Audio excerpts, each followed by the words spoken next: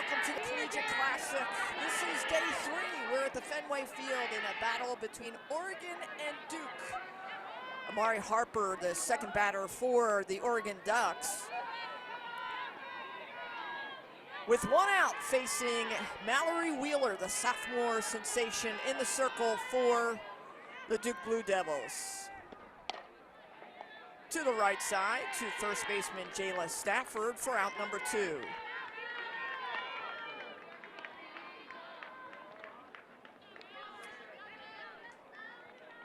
Elon Butler, the number 3 hitter for the Oregon Dukes, or the Oregon Ducks. She's a senior out of San Jose, California, and the transfer from Cal. And we have seen just some fantastic hitting by Butler in this Mary Nutter Collegiate Classic. But yesterday, the Ducks got upset by Cal State Fullerton, losing 7-3. It's been a bit of a bumpy road for the Ducks in the Mary Nutter, losing to Auburn before beating Texas A&M. Fly out to left field, and Jessica Oakland gloves it for out number 3. 3 up, 3 down. We move to the bottom of the first.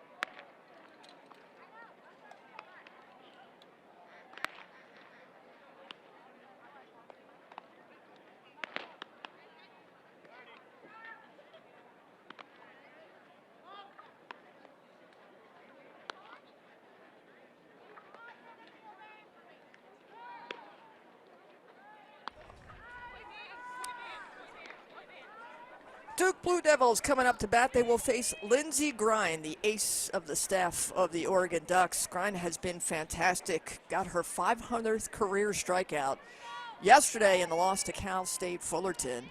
She's a transfer from Virginia Tech and is all everything.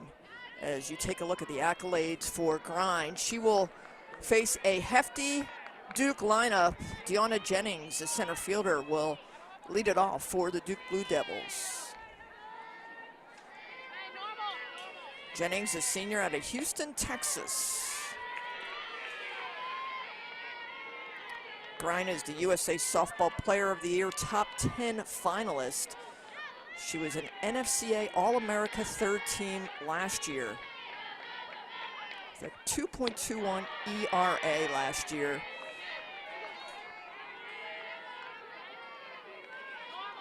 Coming in with a record of 4-3, 2.08 ERA.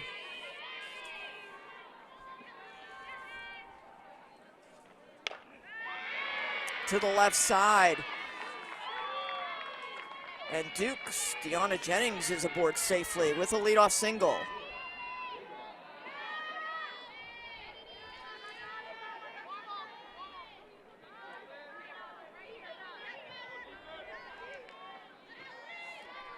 Amina Vega, the lefty senior out of DeBarry, Florida.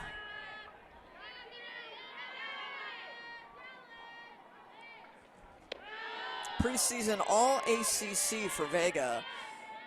She was named the ACC Player of the Week after leading the Blue Devil offense in Clearwater earlier this season. She hit 11 for 17, batting .647 on the weekend with 4 RBI and 9 runs scored.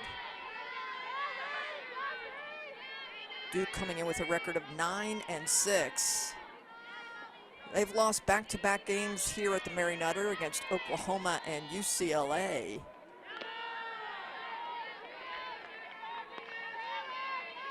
They've got the win against Hawaii here at the Mary Nutter and lost to Texas A&M in the opener, 11-5. It's the first meeting between these programs, Oregon and Duke. Foul back.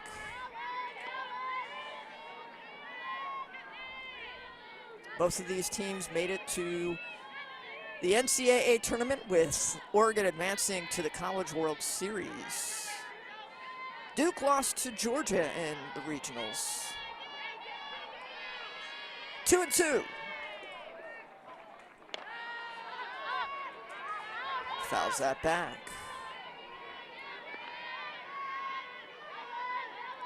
Amina Vega coming in with an average of 5'10".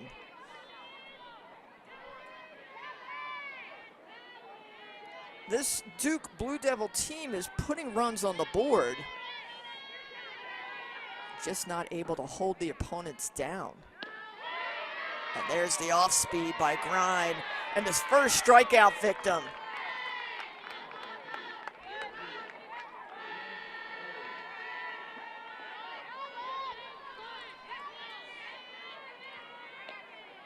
Trina Jones, the number 3 hitter, a graduate student out of Lake Worth, Florida, and Purdue transfer.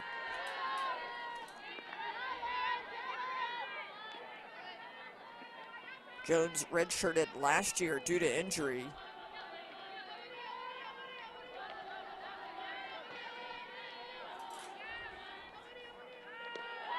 Off speed again. Grind showing it early and often to keep Duke on their heels.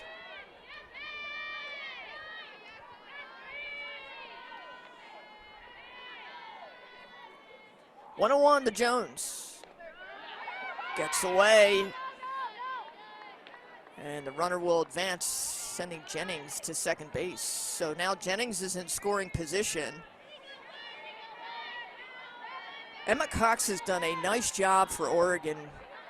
She is throwing runners out left and right. Had a controversial call in the win against South Carolina. It was a win that Grind picked up. There's the rise ball.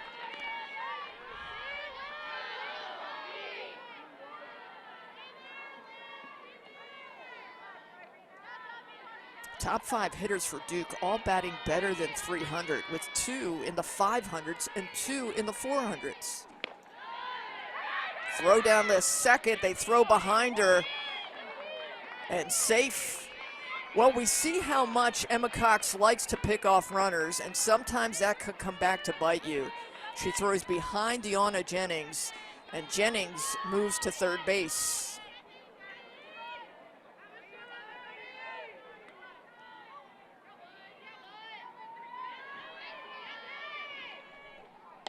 Three and 2 to Jones. Ball's popped up. And Flannery will glove it for out number 2.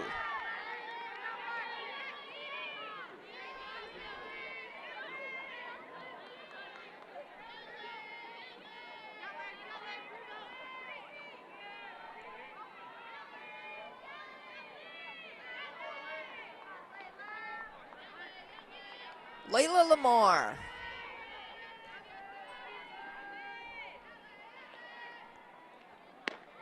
Three of the first 4 hitters for this Duke squad are lefties.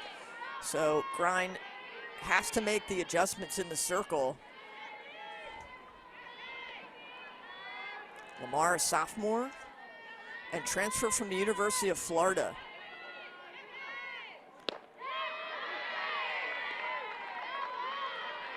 Oh, and 2.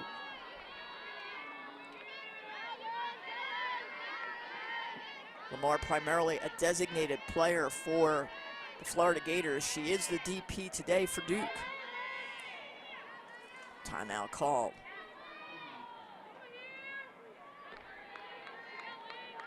Duke 9 and 6 coming into today's game. 4 games already under their belt here at the Mary Nutter Collegiate Classic.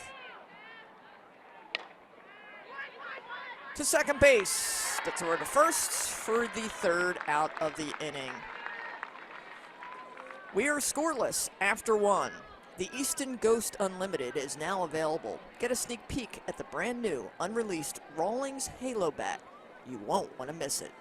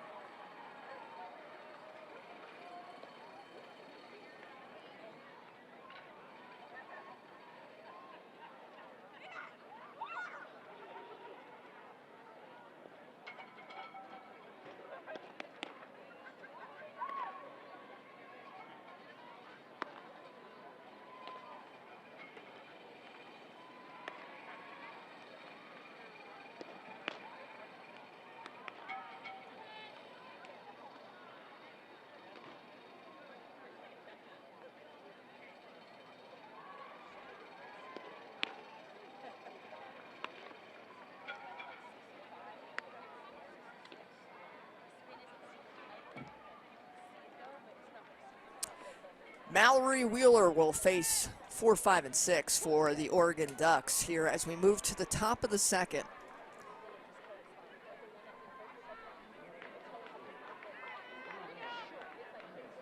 This is Oregon's 4th game at the Mary Nutter, losing to Auburn 10-5, and then they beat Texas A&M. This is their 5th game. They beat South Carolina, and they lost to Cal State Fullerton.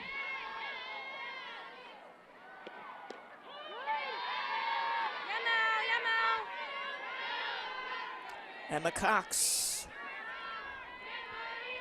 the sophomore out of Thornton, Colorado, and Flatirons Academy.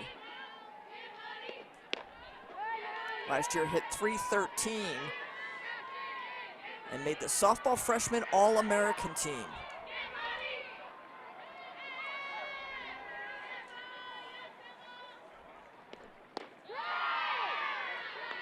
Did she go?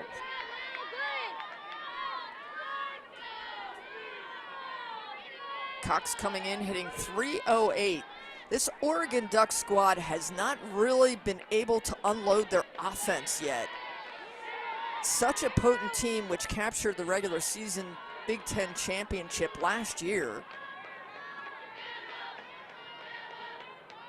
But for right now, they have not found their groove as Wheeler works the outside part of the plate, and Cox fouls that back. Wheeler, the transfer from Louisiana, where she posted a 3.48 ERA after 32 appearances in the circle and 19 starts. Low in the zone, and that ball's going to get through. So Emma Cox is a leadoff base runner here for the Oregon Ducks.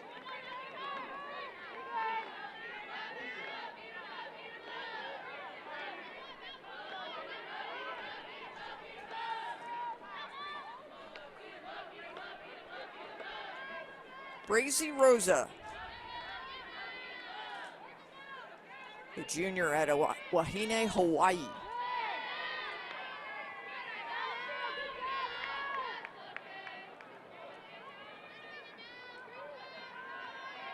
Rosa playing right field. She'll also see time at catcher. And that ball is through. Back-to-back hits for the Ducks.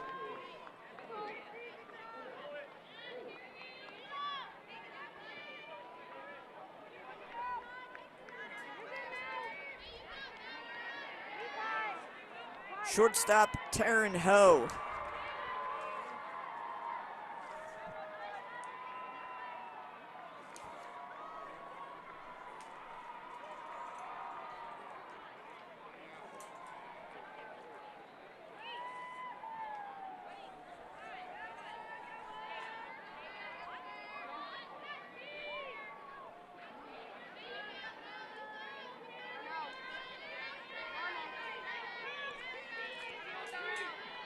So 2 runners on, no out, and the first threat by the Oregon Ducks. Ho puts the bunt down, And the sacrifice is successful.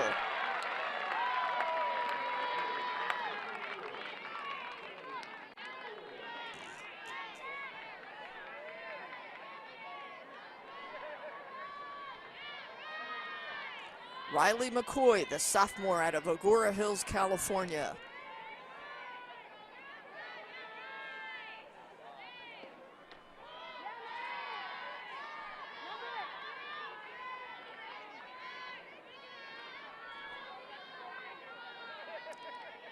McCoy trying to get her offense going. Oregon trying to get its offense going.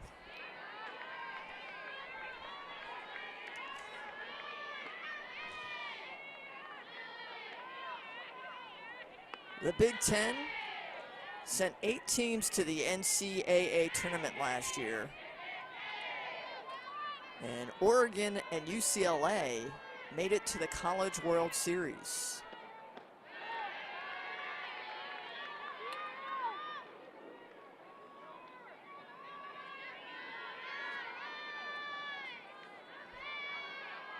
Oregon eventually ousted by Oklahoma, the 8-time NCAA champ.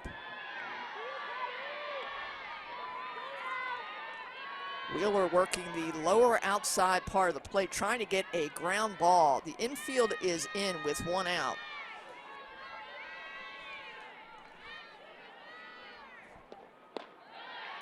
Staying low and away.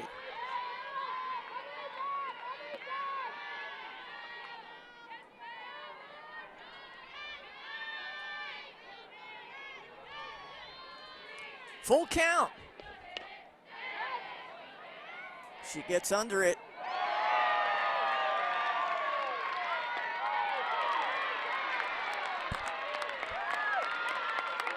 And that is some fine defense by Duke on the left side. Jessica Oakland.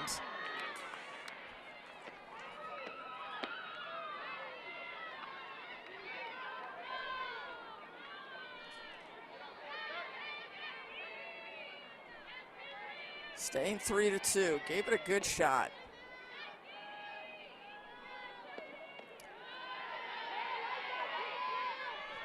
So what happened there is the catch by Oakland. Runner will score, and Oregon goes up 1-0.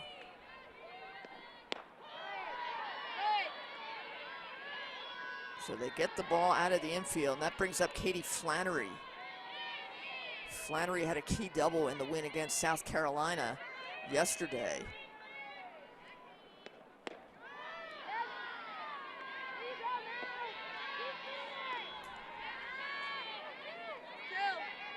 Coming in batting .212 is Flannery.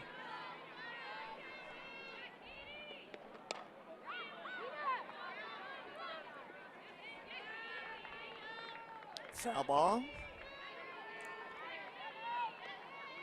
Flannery out of Birmingham, Alabama.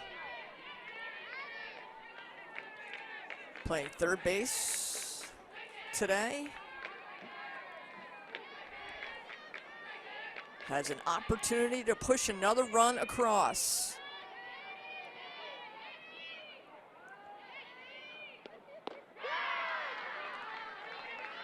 And they get Flannery on the outside part of the plate, but not before the Ducks can strike first. The RBI by Riley McCoy scores Emma Cox. Oregon on top, 1-0.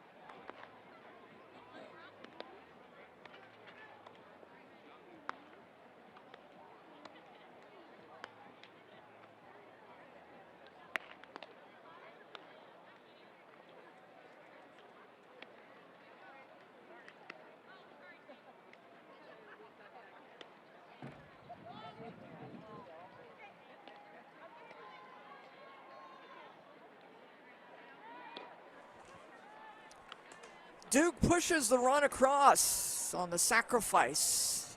1-0 as we move to the bottom of the second. Oregon leading Duke 1-0. Mallory Wheeler in the circle for Duke is doing a nice job, but so is Lindsey Grine for Oregon. A fantastic phenom who got her 500th career strikeout yesterday. And Missy Lombardi, the head coach for Oregon, puts her back in the circle, trying to get out of the Mary Nutter with another win. Jessica Oakland for Duke, the redshirt junior out of San Jose, California, and Minnesota transfer.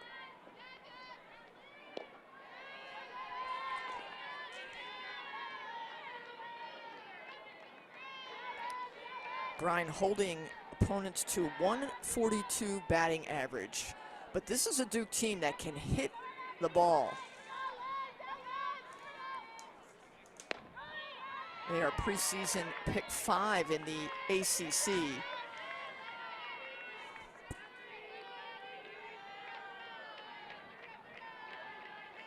And 5 ACC softball teams are ranked in the top 25 of the ESPN.com USA Softball preseason poll. 2-2. Florida State, Duke, Stanford, Virginia, Clemson, North Carolina, all amongst the leaders. That back up the middle off of Grine's shin. And that is going to be a leadoff single for Jessica Oakland.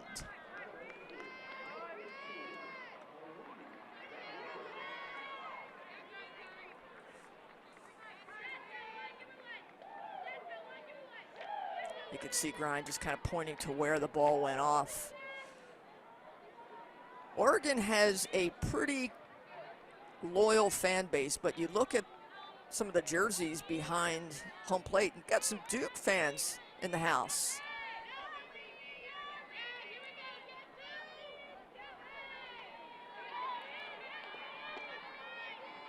Kyra Rodriguez.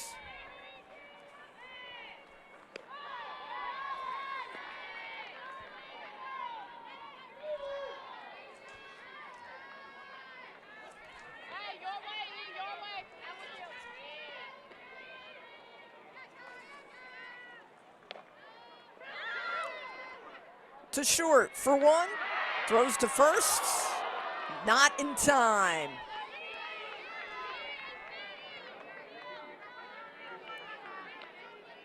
So the fielder's choice, and Taryn Ho gets one. Rodriguez winds up on first, and that'll bring up Jayla Stafford.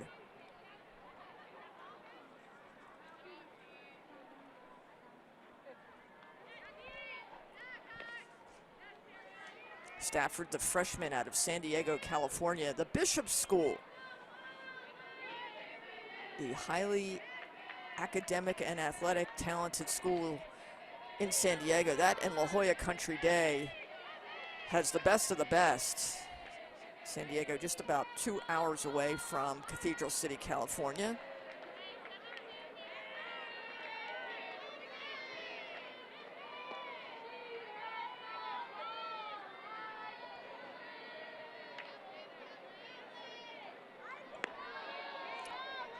Stafford helped the Bishop School win its first softball title ever. They beat La Jolla High, and it was Stafford who said, I wanted to make a difference.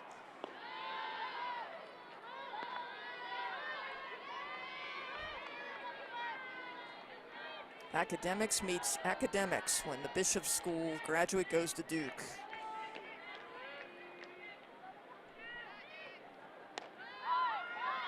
Pop up in the infield.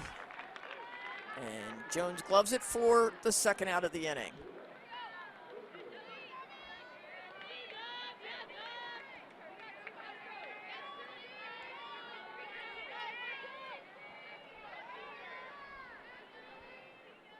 Jada Baker, the graduate student, hitting in the number 8 spot.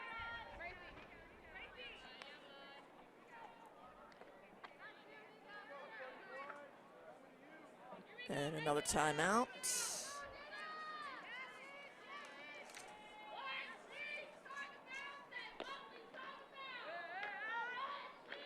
Checking with the home plate umpire, making sure everything is okay. I don't know if they called delay of game. Chris Drum is the home plate umpire. Chris is highly respected in the game. She is one of the best, as she's going to talk to both head coaches. Missy Lombardi, she just finished with, and now talking to Marissa Young. I don't know if she's going to call delay a game on Grind or issue a warning, but at least she's talking to both coaches and explaining the position.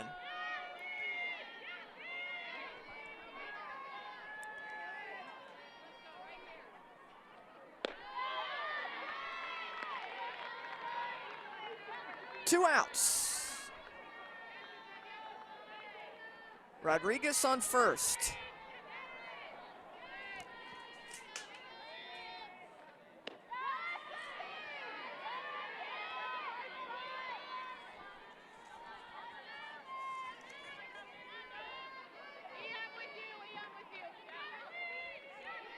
Baker, the graduate student out of Longwood, Florida.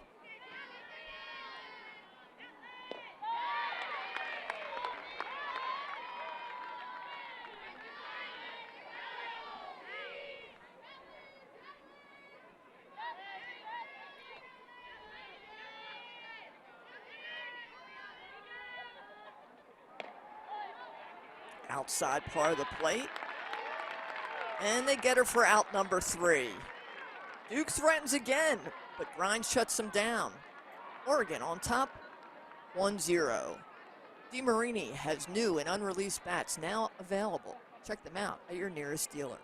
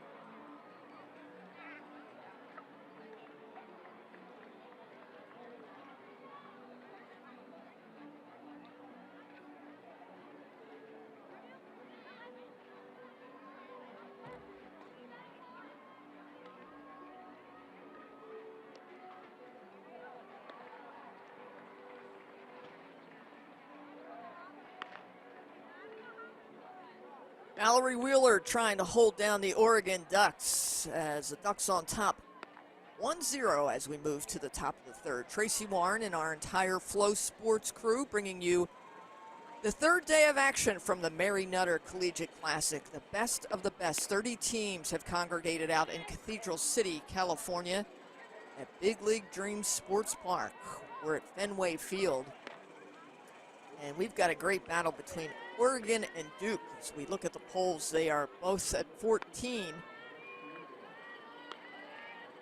And it has been fantastic softball so far. Some upsets. Yesterday, Oregon upset by Cal State Fullerton. You look at the website for Fullerton, and they lead with, we upset Oregon, who made it to the College World Series last year. Feather in their cap. Oregon trying to get some more runs.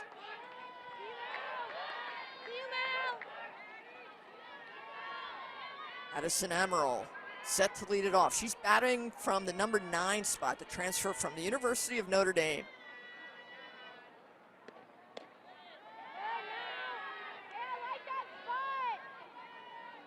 Out of Salinas, California. Admiral was a 2-time All-ACC shortstop at Notre Dame, where she was a .353 career hitter. Batting .280 now for the Oregon Ducks.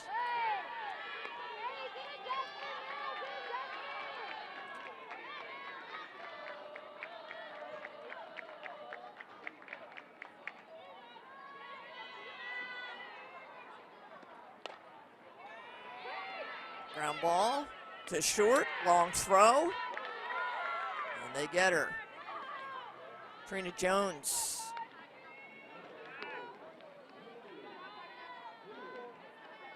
Top of the order for the Ducks.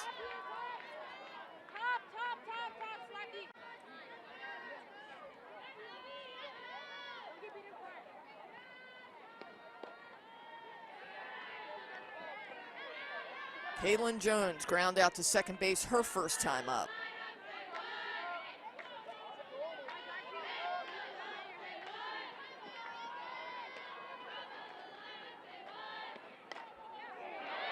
Rips that to the right side. And that's going to be extra bases. And Kaylin Jones gets the double. She's a one-out base runner here in the top of the third. That's the offense that Oregon needs from the top of their lineup. They've been waiting for Jones to get hot. And you can see she just takes that offering down to the right side, sends it to the right field, and finds herself in scoring position for Amari Harper, who ground out to second in the first.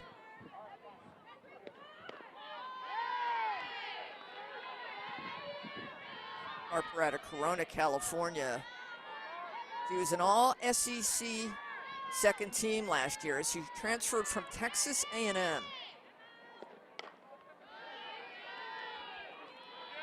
The transfer portal is alive and well in college softball.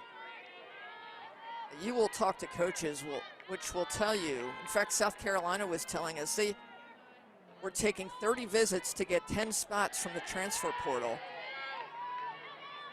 Missy Lombardi said, I dipped into it. I needed to reload. Even though I was at the College World Series, Oregon needed talent.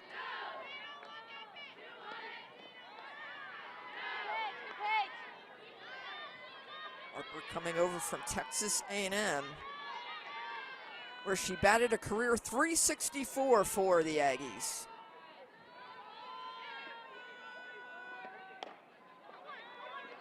Chopper up the middle. Runner will advance, and the ball will get away, and that will score Kaylin Jones for the second run of the inning. So a miscue by Duke gives the Ducks their second run of this game. They go ahead 2-0 here in the top of the third.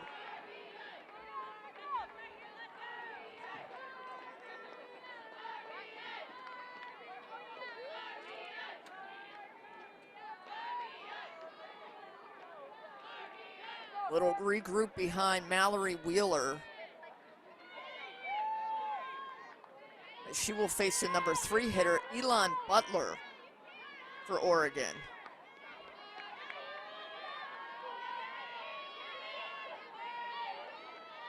And Harper is in scoring position.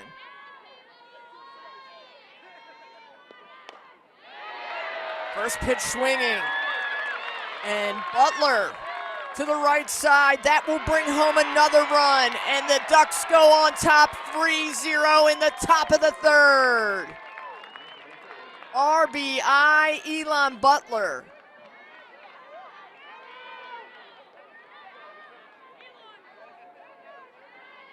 She has one of the best swings on this Oregon squad and has just been a steady offensive weapon to transfer from Cal.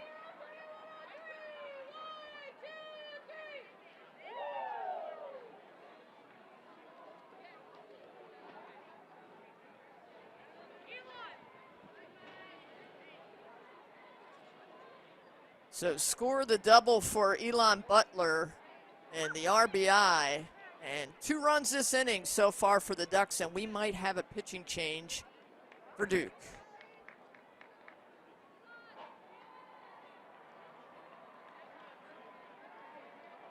And we will. New pitcher for the Blue Devils.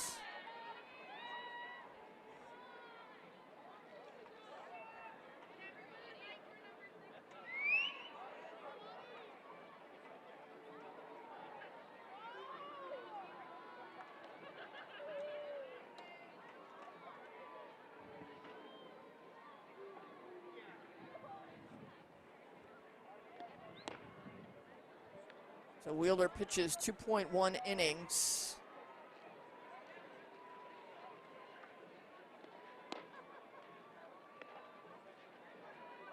And gives up 3 runs. Larissa Jaquez is the new pitcher. The junior out of Eagle Pass, Texas. Transfer from Incarnate Word.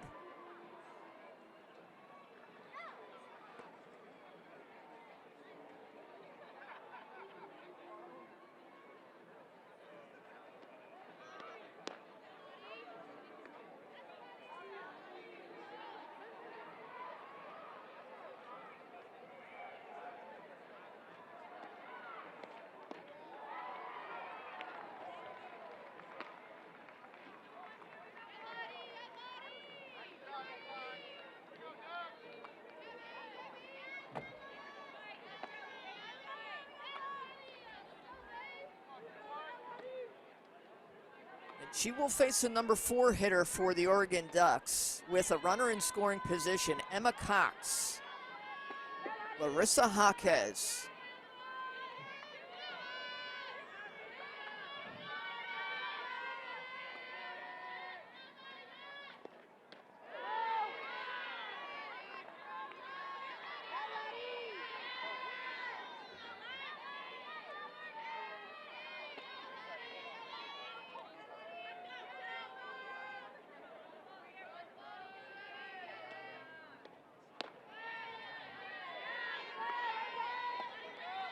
Jaquez coming in with a record of 0-1, a 6.76 ERA.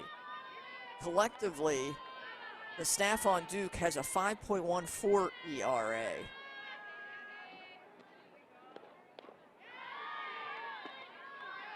And struggling out of the gate against Emma Cox.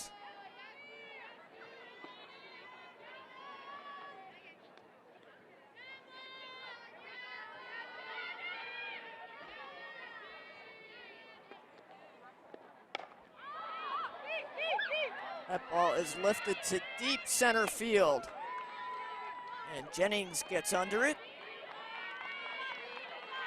for the second out of the inning.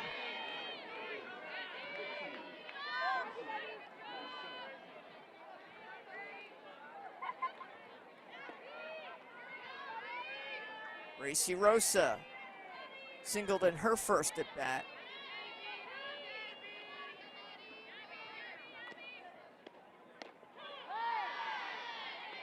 Strike called.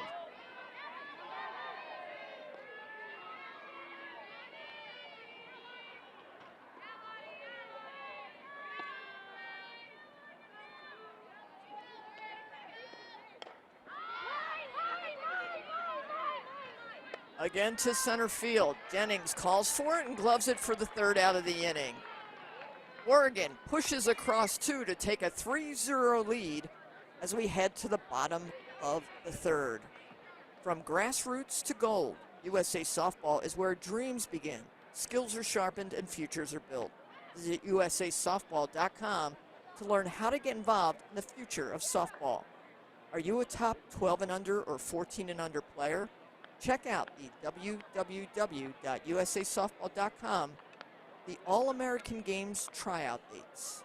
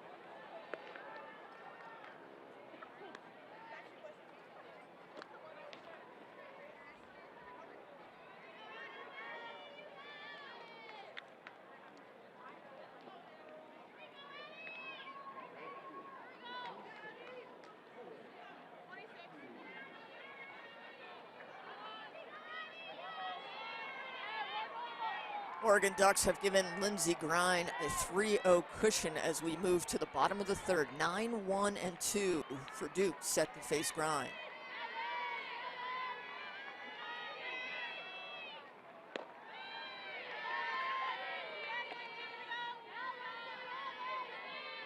Grind got the win against South Carolina, where she held the Gamecocks hitless into the 5th inning.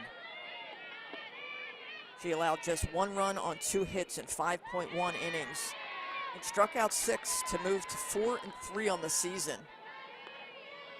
Gave up a solo home run to Tori Ensley for South Carolina in a game where South Carolina's 2 head coach and assistant coach were thrown out of the game by the umpire for contesting a call at second base.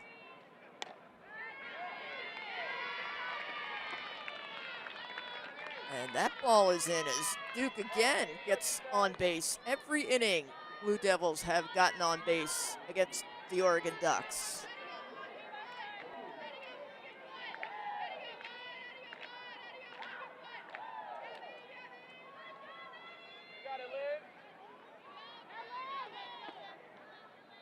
Top of the order, Deanna Jennings. She singled in her first at-bat.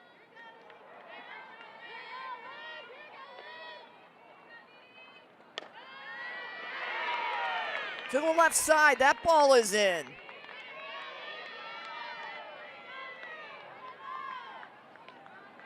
So here comes Duke.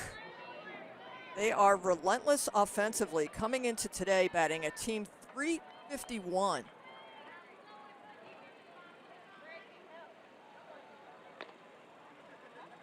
So Matthews and then Jennings. And I want to talk things through for the Oregon Ducks. Missy Lombardi, Sam Martyr, and Sid Romero make up the coaching staff for Oregon. In fact, Sam Martyr got the National Assistant Coach of the Year. And Missy Lombardi, so high regarded at Oregon. She had coached under Patty Gasso at Oklahoma, and then got the opportunity to go to Oregon and has created a fan following like no other. They love their Oregon softball in Eugene. Amina Vega struck out her first at bat. The senior hitting .500.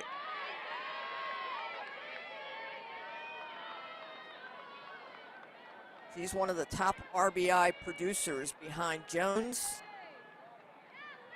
tied with Lamar. And on deck is Jones and Lamar. And that is going to score a run. 1 run will score. 2 runs will score. And Duke is on the board and made it a 3-2 ball game. 2 RBI for Amina Vega.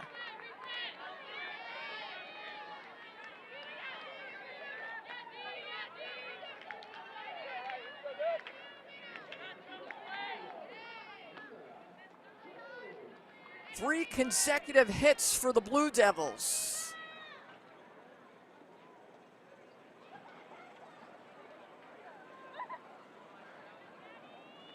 And a runner in scoring position for Trina Jones.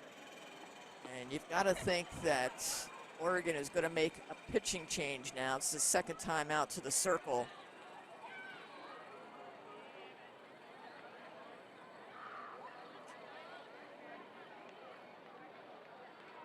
And a big hug for a job well done.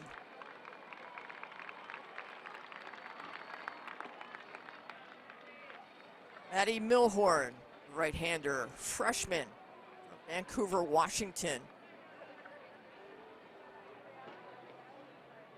will spell Grind.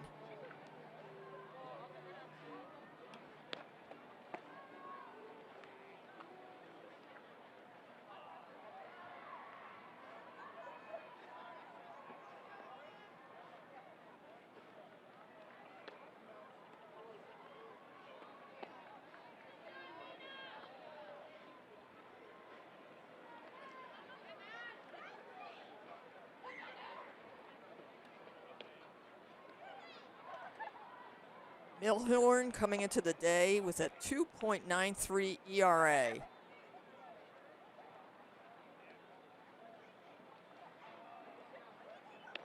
She does not have a win or loss yet. 14.1 innings pitched for Maddie Milhorn.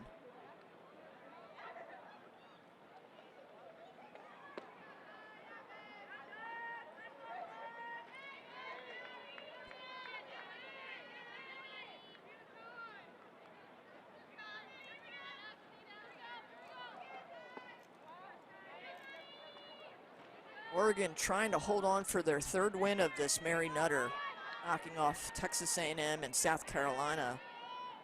This is their final game of the Mary Nutter. And Milhorn facing the number 3 hitter, Trina Jones.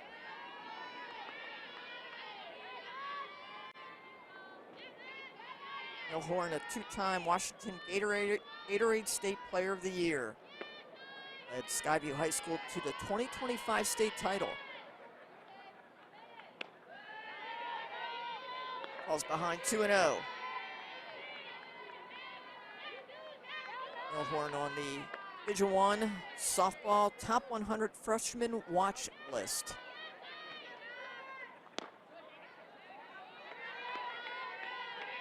Reno.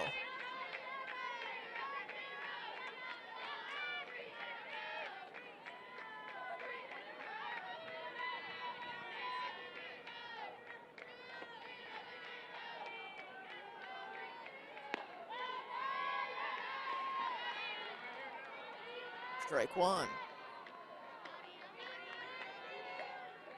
The Duke Blue Devils mounting a rally here in the bottom of the third.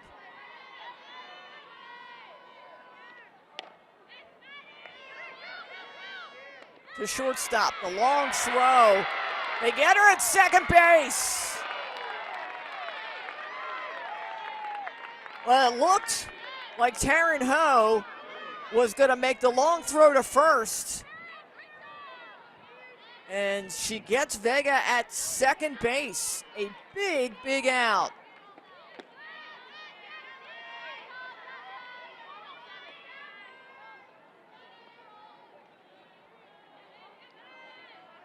Layla Lamar.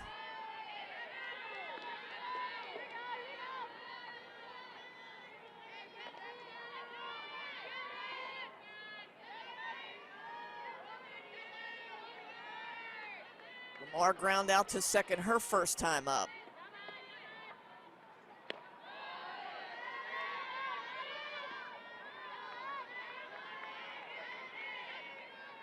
So rather than one out, runner on second in scoring position, there is one out, runner on first, and the number 4 hitter in Lamar at the plate.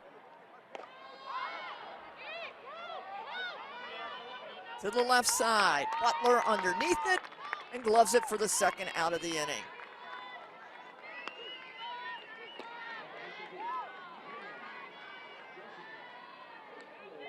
So Maddie Milhorn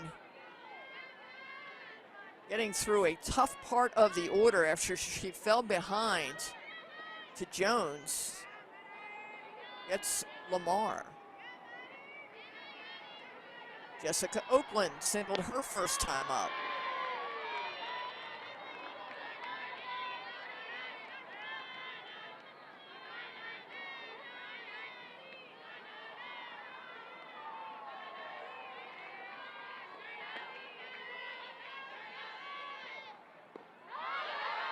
In the dirt, good dig by Emma Cox.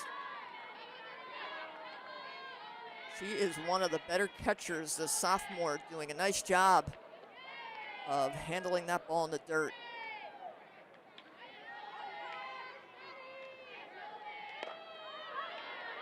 Underneath it. And gloved for out number 3. Well, Duke puts 2 runs on the board. We move to the top of the 4th, 3-2 ball game.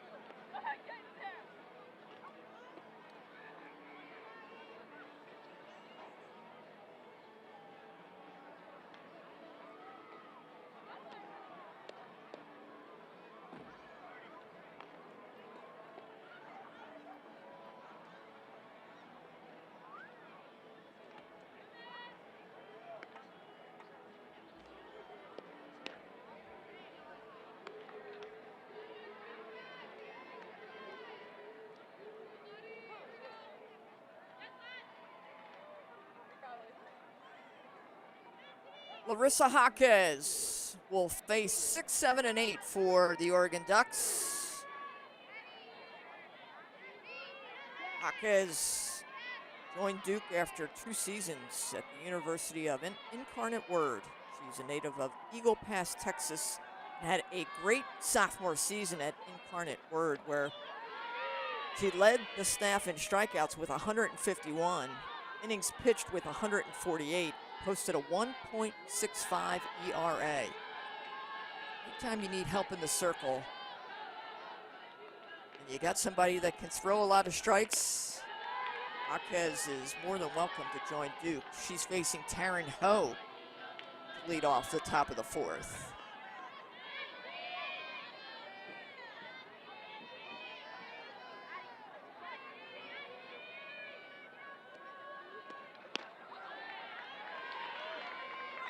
Two and one.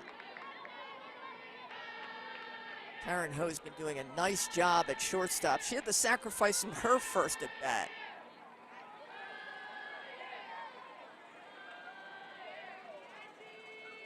The only freshman in the infield for Oregon.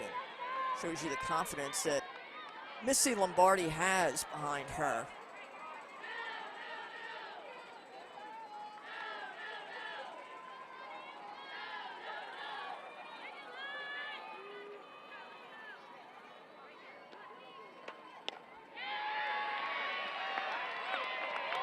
Taryn Ho is safely aboard.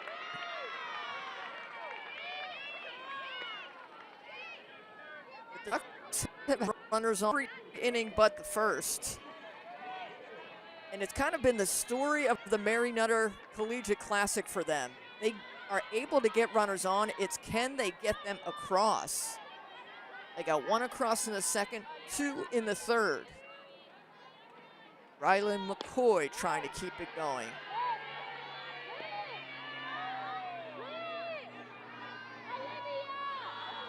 She had the sacrifice in the RBI, her first at bat.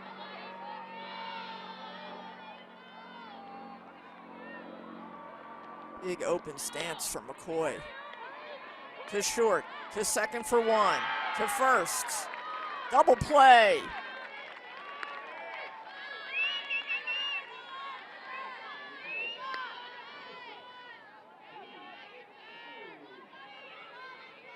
Six to 4 to 3, and Duke clears the bases.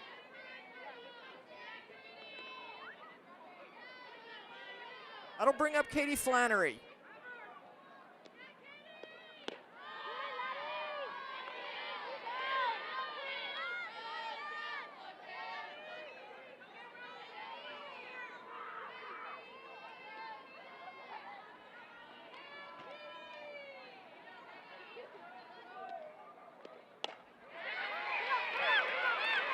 And Flannery finds the gap. Flannery gonna stretch it to second, and she's a 2-out base runner. Double for Katie Flannery.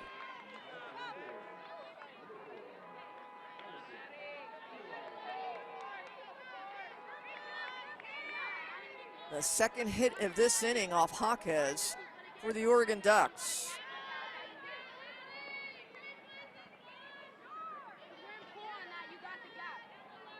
Addison Amaral.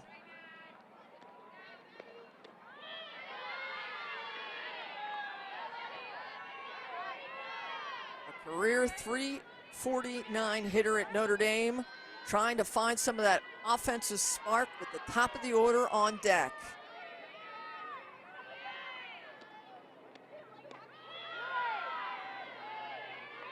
Strike call.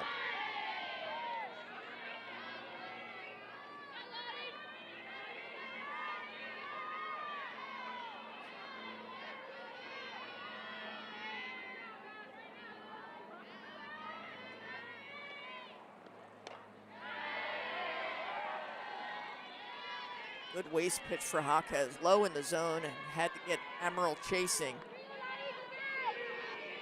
Flannery on second. She had the 2-out double. Larissa Jaquez battling in the circle.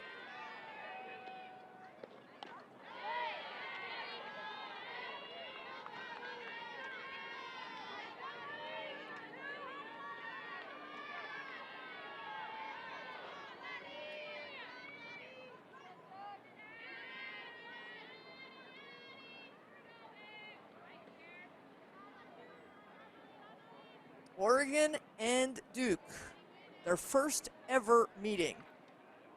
Of course, the Duke program, relatively new, under 10 years old. Marissa Young, the first coach for the Duke Blue Devils. Preseason number 5 in the ACC behind FSU, Stanford, and Virginia. They were 41-18 last year and made it to the regionals where they lost to Georgia. 0-2 to Addison Admiral. And Jaquez sits down Addison Admiral. Again, shuts down the Oregon Duck threat. We move to the bottom of the 4th. 3-2, Oregon.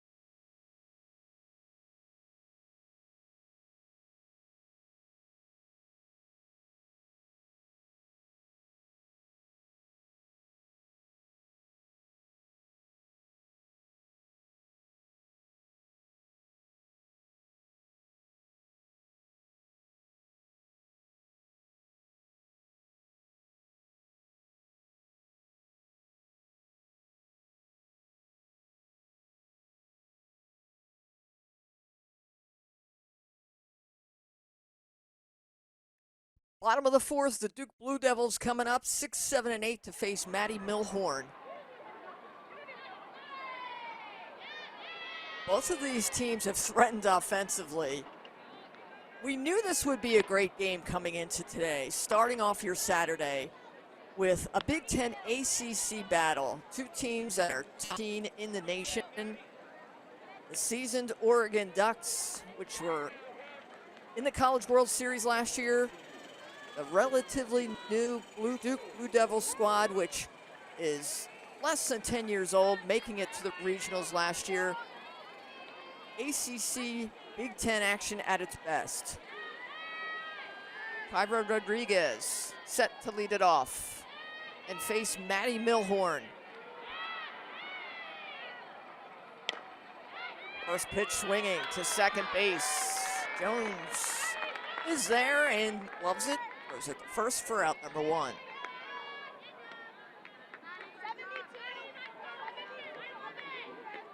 Duke is always attacking on the offensive end. They are always finding ways to get on base. Jayla Stafford popped to second base her first time up.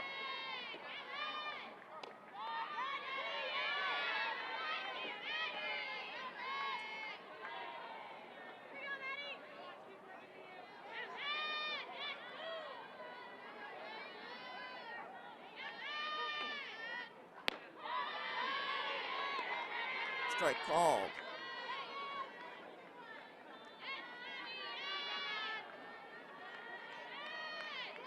Stafford was a 4-time All-Coastal League first team at the Bishop School in San Diego, California. Chopper back up the middle. Milhorn gloves it and throws it to first for the second out of the inning.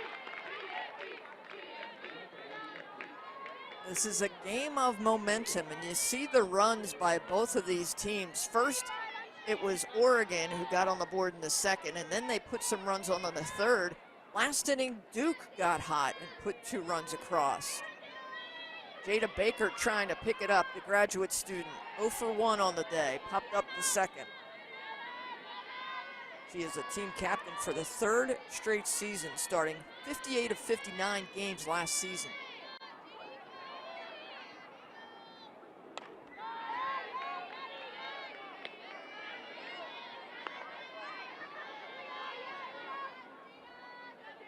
Both of these teams go about 4 deep in the circle. Gone is the day that you have just one dominant pitcher in softball. You use a team of righties and lefties, different matchups, and different times of the game. Maddie Milhorn, spelled Lindsey Grind, who Duke knocked out of the game after scoring 2 runs last inning.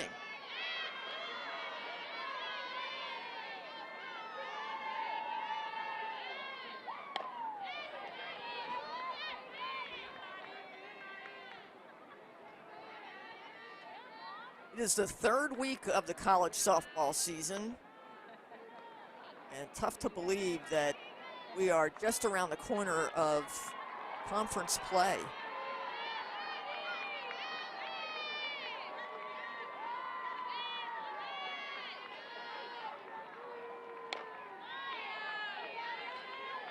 Foul ball.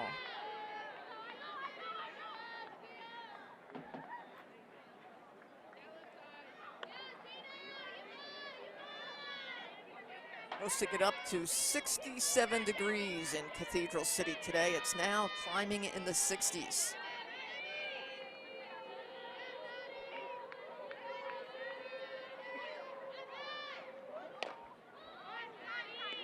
Baker to the right side. Jones is there. 3 up, 3 down. Ducks on top, 3-2. Oakley is all about recognizing the standout players who bring energy and excitement to softball. Our products are designed for those who respect the game's traditions while always looking ahead.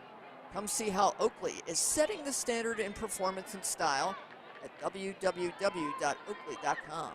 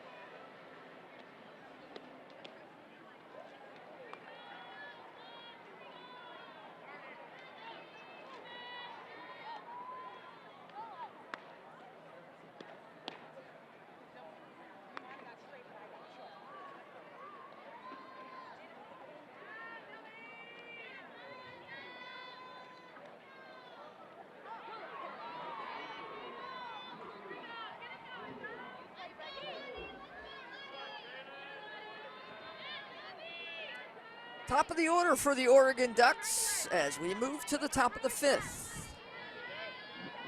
Kaylin Jones set to face Larissa Jaquez.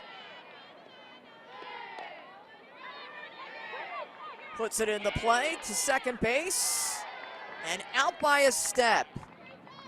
Amina Vega quick with the throw, and they get the speedster Jones.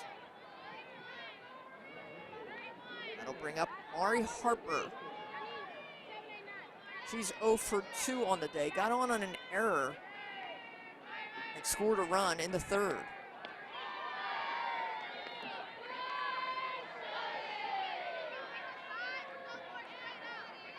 To the top of this order for Oregon that just needs to catch fire. They've got speed, they've got short game. Right now, both Jones and Harper trying to find their groove. Harper batting .268.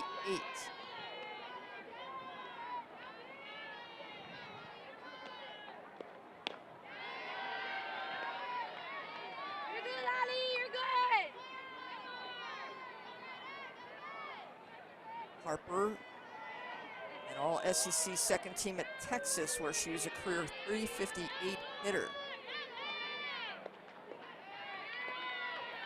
Ball gets away from Kyrie Rodriguez. You can see the fans lining the outfield. They're expecting 12,000 fans a day at the Mary Nutter Collegiate Classic, the preeminent tournament in all of college softball in Southern California.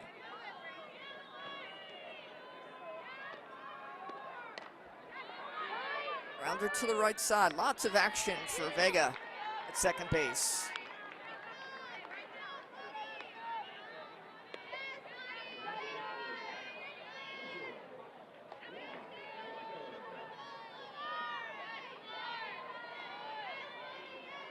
Elon Butler, she has been fun to watch offensively. 1 for 2 on the day, coming in hitting .333. She had the RBI double in the third. And pushed across 2. In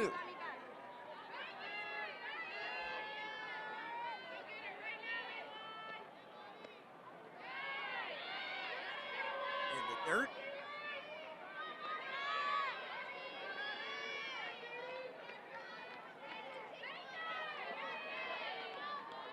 Butler was a 2024 All-American at Cal.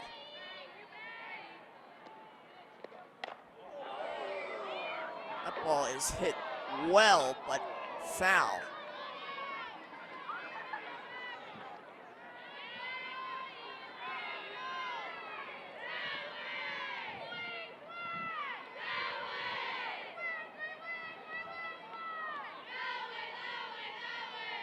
Two and one to the number 3 hitter. And she hits her. Jaquez hits Butler and puts her aboard as a 2-out base runner here in the top of the 5th.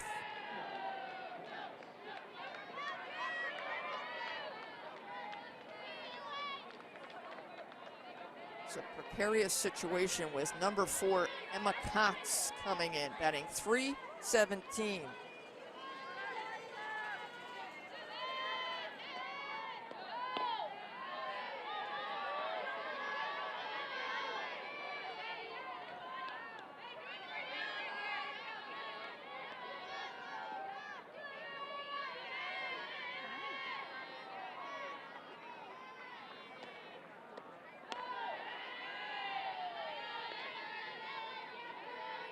Cox comes from the athletic family. Both her mother and father, Karen and Darren, played baseball and softball respectively at Oklahoma. Think there was any pressure from her parents to say, hey,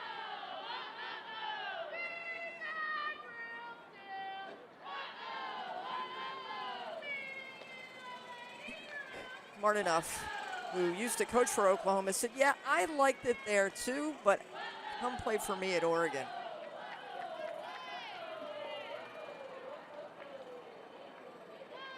So Emma Cox did.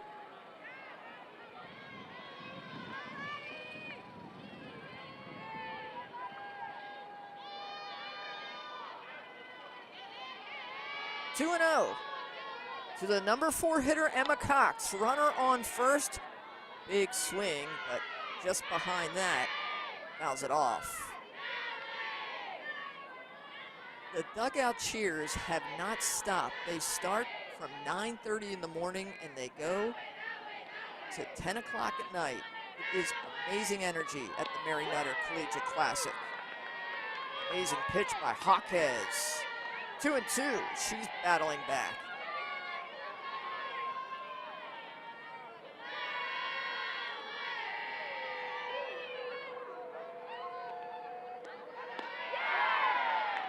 Jaquez gets Emma Cox on the off-speed pitch. What a performance by Jaquez. Oregon strands a runner. 3-2 as we move to the bottom of the 5th. Mary Nutter would like to thank all their vendors and sponsors for 2026.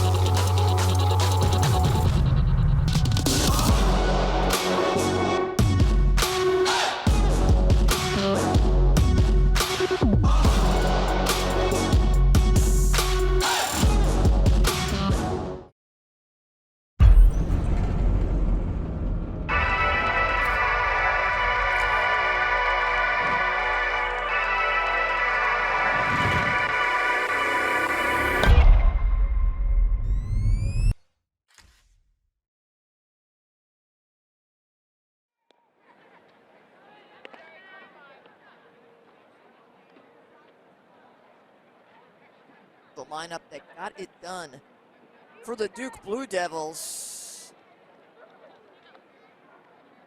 It allowed them to push across 2 runs in the third.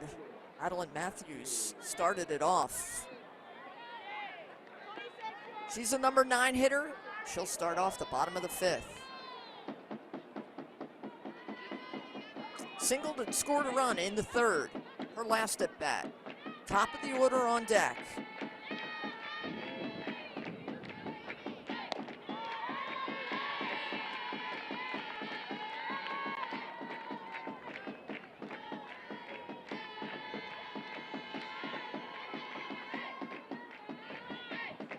Matthews, a Tallahassee, Florida native. He's a 4-year letter winner and 4-time first-team All-Ben selection.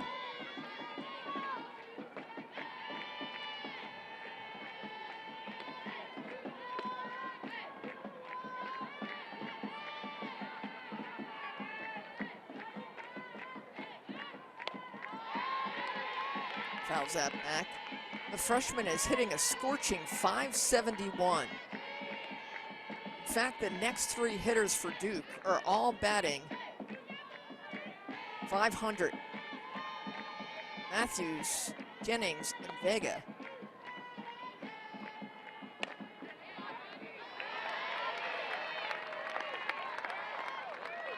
Line drive caught for out number 1.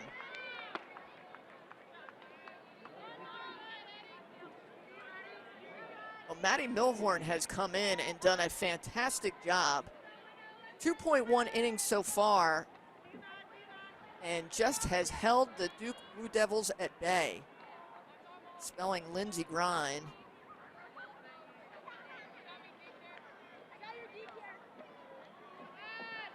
Chris Drum, our home plate umpire. See her probably during the LA 28 Olympic Games. Calling some softball, which will be in Oklahoma City. Deanna Jennings goes after the first pitch. Hottest hitter for Duke, she's 2 for 2. And has 2 of the Blue Devils' 5 hits.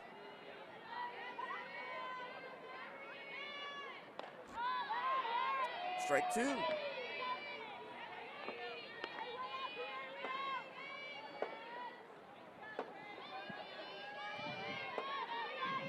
Preseason All-ACC 2026 is Jennings.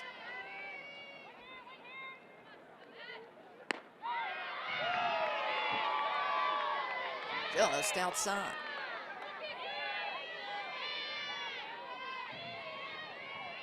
Jennings owns the program's single-season hits records with 80. And she's at the top of the order.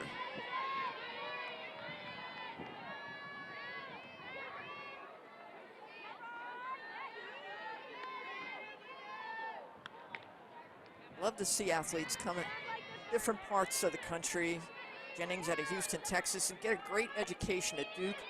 Play softball, make her mark on the record books.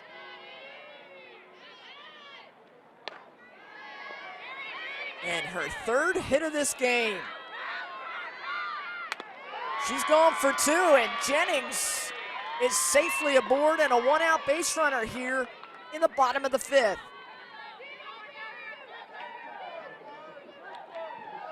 That's just hustle by Deanna Jennings.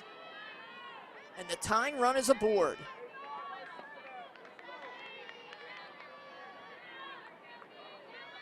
A fine piece of hitting by Deanna Jennings. Was behind in the count. And then got a hitter's pitch and drove it to the outfield. That'll bring up Amina Vega, the number 2 hitter, batting a scorching .510.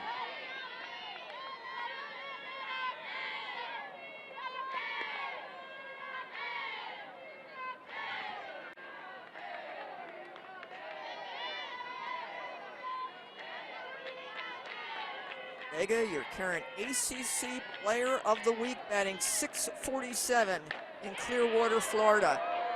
That ball is hit well. And gone. A 2-run home run for Amina Vega. And the Duke Blue Devils go on top 4-3 in the bottom of the 5th.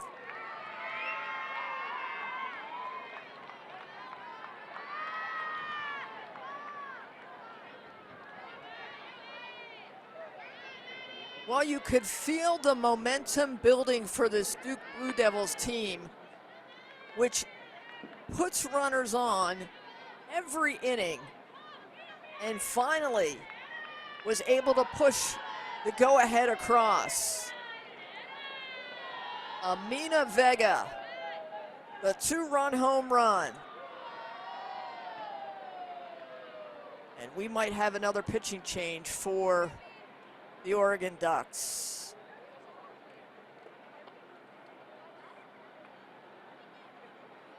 That is Vega's 3rd home run of the season and 15th RBI.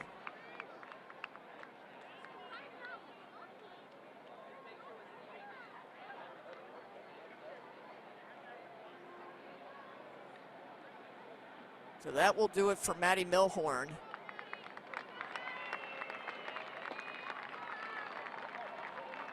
Pitched 2.1 innings, gave up 2 runs on 2 hits, both of them earned. Lee Sokolsky will be the 3rd pitcher for the Oregon Ducks.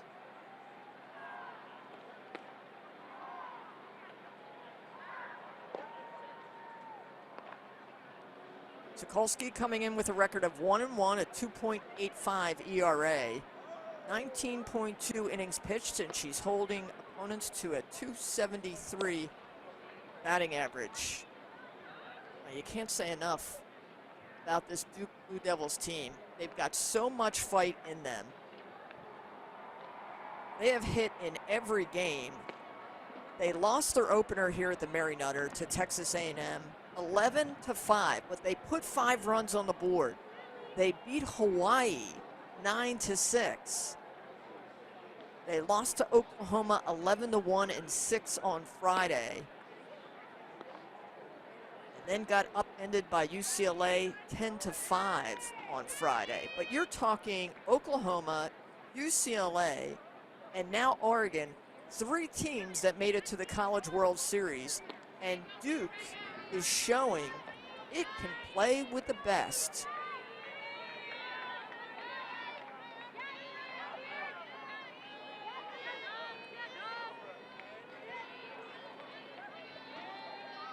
So Sokolsky, the 3rd pitcher for the Oregon Ducks.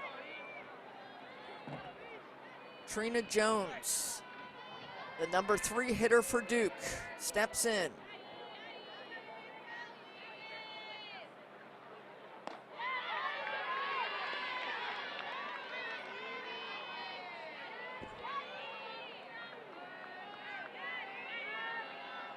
Sokolsky, an NFCA All-Region First Team.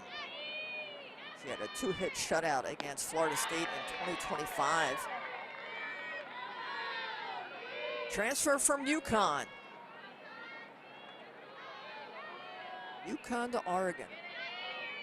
I mean, talk about going across country.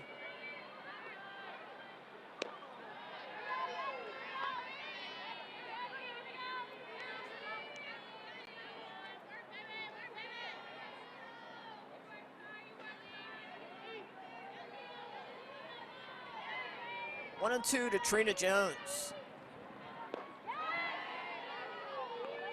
Inside low.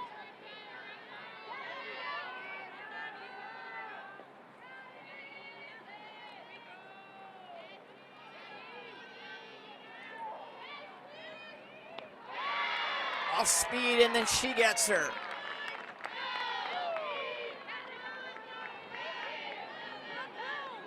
Second out of the inning. And Layla Lamar, the number 4 hitter for Duke, will face Sokolsky.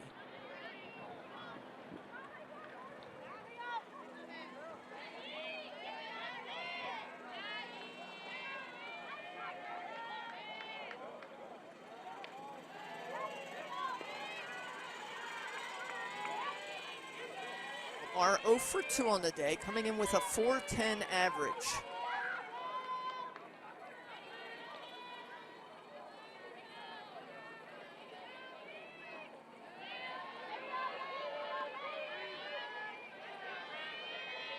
Well, we talked about how dry the conditions are here at Cathedral City, California. It is the desert. The infield is fast, it's dry, and the air is thin, so we get a lot of long balls.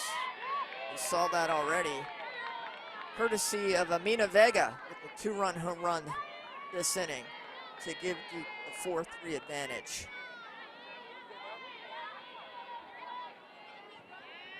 Two and one to Layla Lamar. To the right side. And I gotta bring that back. This is Chris Drum.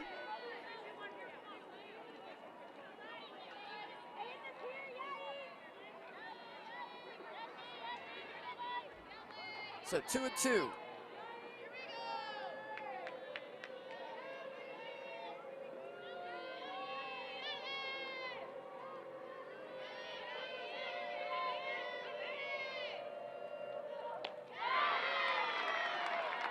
She got her, but not before Duke can go to work. Amina Vega, the 2-run home run, gives the Blue Devils the lead, 4-3.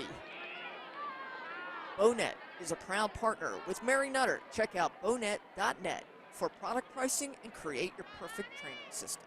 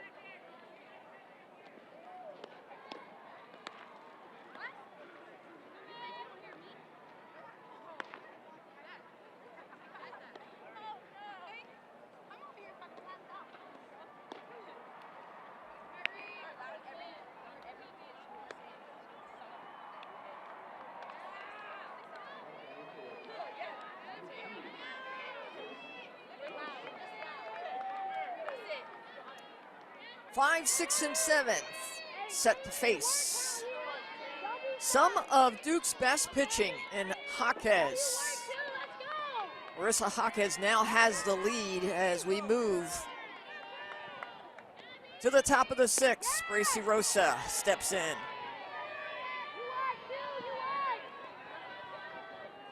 It is a different feeling when you are on top, and now it's a different kind of pressure.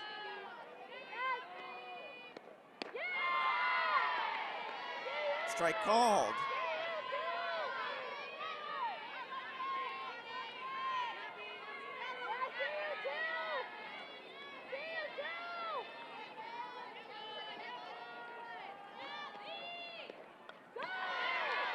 Fouls that back.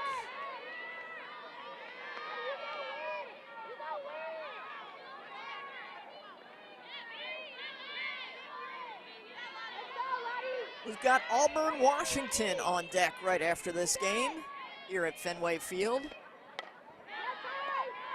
Grounder to shorts. Jones is there and gets out number 1.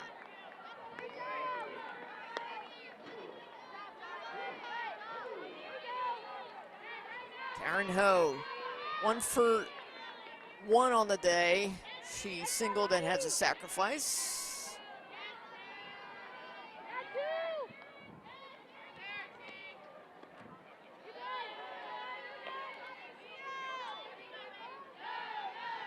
Neither of these teams sit and wait on pitches much. They are both attacking early in the count. It is early in the season. You want to get your hits in. But now 2-0 to Taryn Ho. Oregon batting .300 in this game.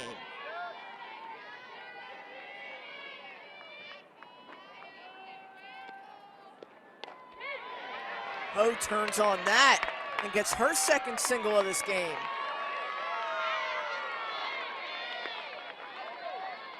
So now Oregon has the tying run on.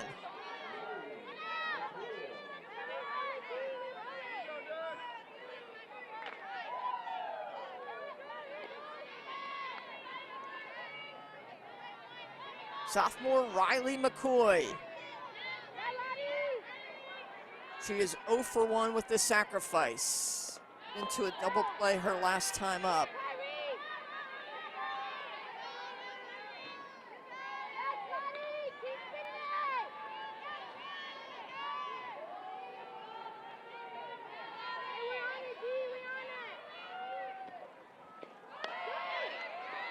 Outside, to second, bobbled, and the runners are safe all around for Oregon Ducks. Amina Vega could not handle the hop, and McCoy is safely aboard first, and Ho moves to second.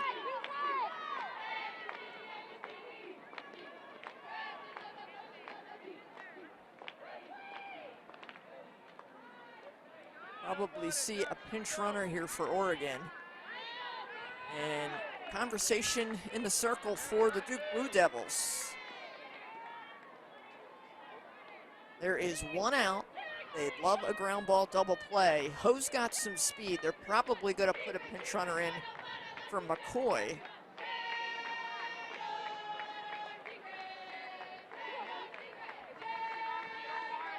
And Katie Flannery set to come up.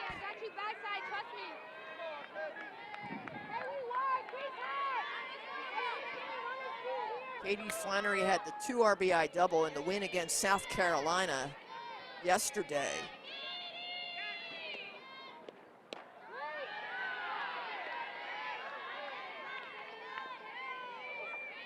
Lawton is your pinch runner at first.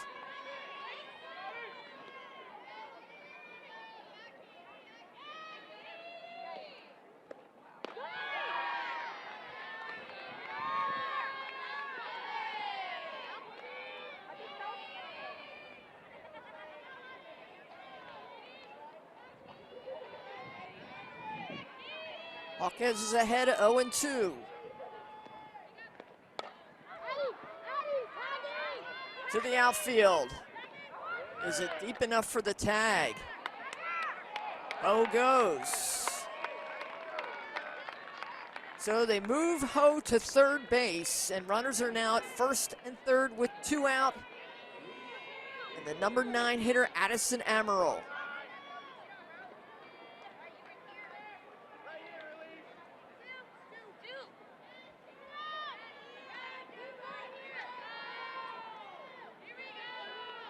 Pitch hitter Else Crescio in for Oregon.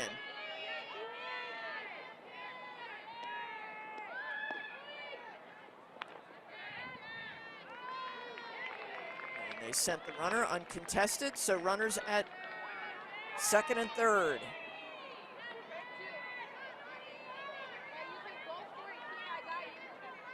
Elise Crescio out of Jasper, Georgia.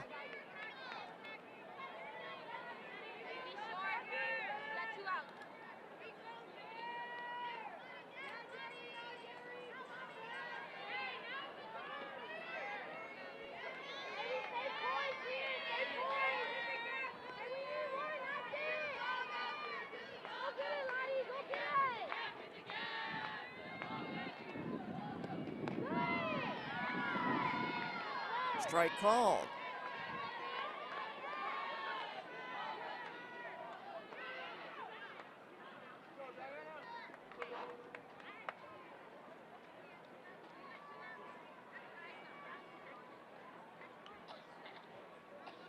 And looks like they're conferencing. I don't know if it's a no pitch called, but it is 1-1 now to Crescio.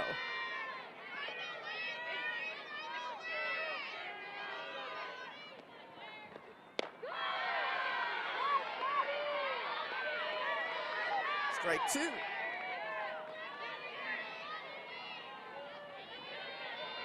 Top of the order on deck.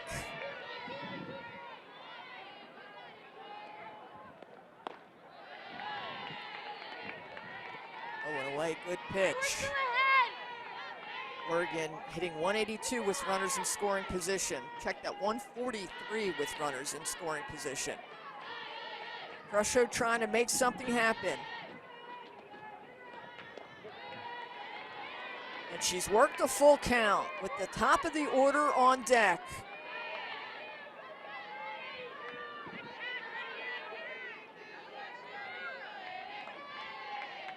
Larissa Jaquez going to work. To the left side. And they get her by a step. So the Ducks threaten again, and the Blue Devils get out of it. We move to the bottom of the sixth. Duke leads by 1.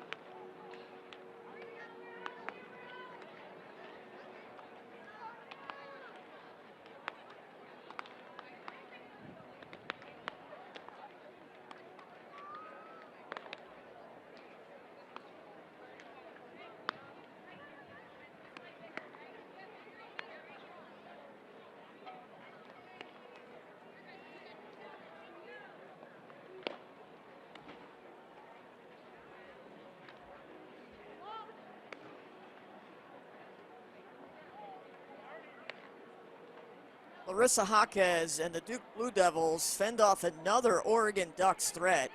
They lead 4-3 as we move to the bottom of the sixth. Duke scored 2 in the third, 2 in the fifth on the 2-run home run by Amina Vega. They'll bring up 5, 6, and 7 to face Elise Sokolsky, the third pitcher for the Oregon Ducks this game. Well, we knew it'd be a great game. Two teams that are ranked 14th in the nation right now. We've got Big Ten ACC, 2 teams that made it to the postseason, and just fantastic back and forth battle we go. Jessica Oakland set to lead it off for the Duke Blue Devils.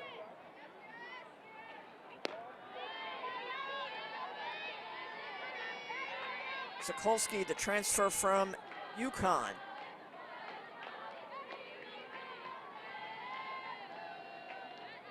Grew up in Rogers, Arkansas, and winds up in Storrs, Connecticut, only to transfer to Eugene, Oregon. That is seeing the world playing softball.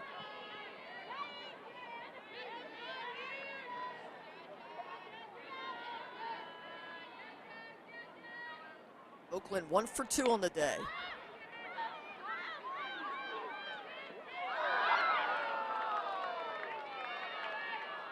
And just out of reach.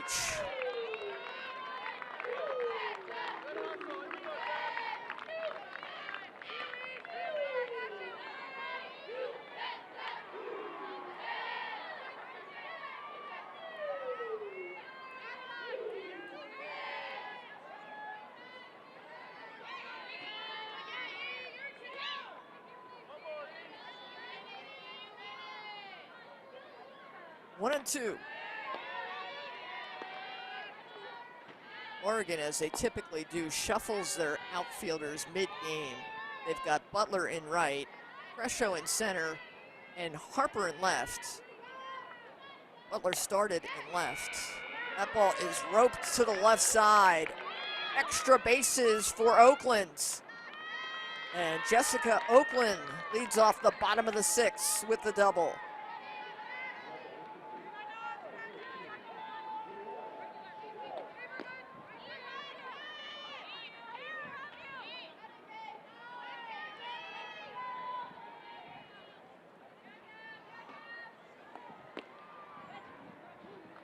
That is Oakland's first double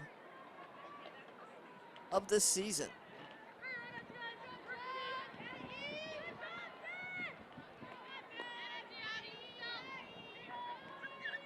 Here's Marissa Young, the head coach for Duke.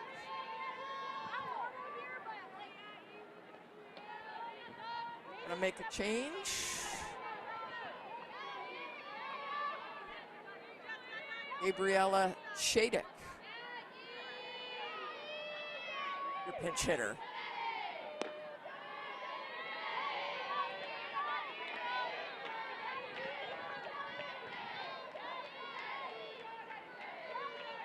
Shattuck out of Immaculate Heart Academy in New Jersey.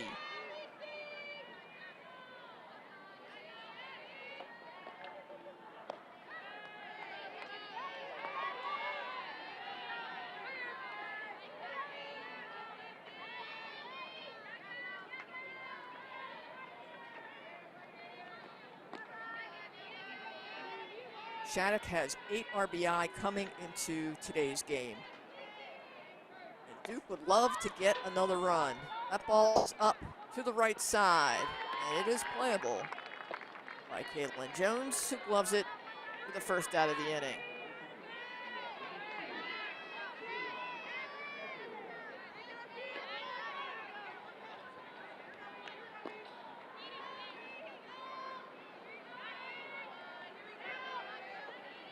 Freshman Jayla Stafford looking for her first hit of this game.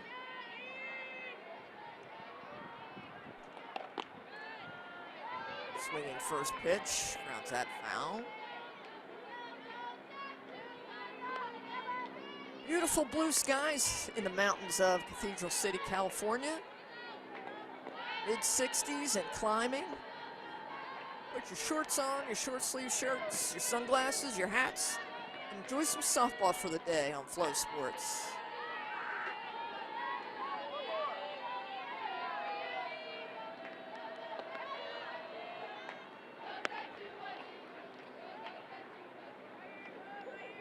Duke went 3-2 at the Shriners Children's Clearwater Invitational last weekend. Beat Texas A&M 8-6 and number 12 LSU 5-3 in back-to-back games on Friday. They also topped Oklahoma State before losing to Georgia and Missouri.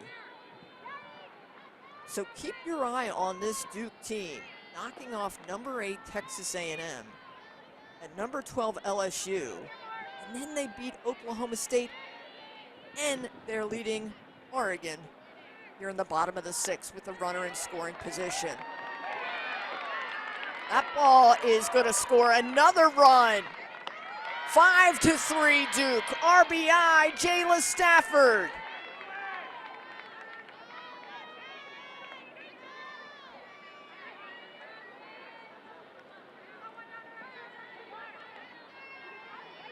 The hits keep coming for Duke.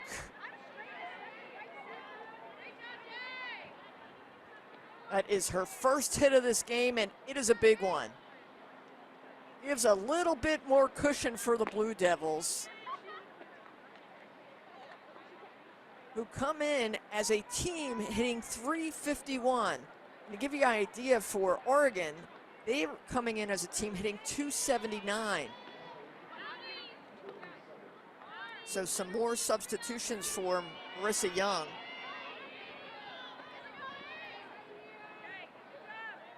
KK Mathis is going to be the pitch hitter. KK, the senior out of Westchester, Ohio, and a transfer from James Madison.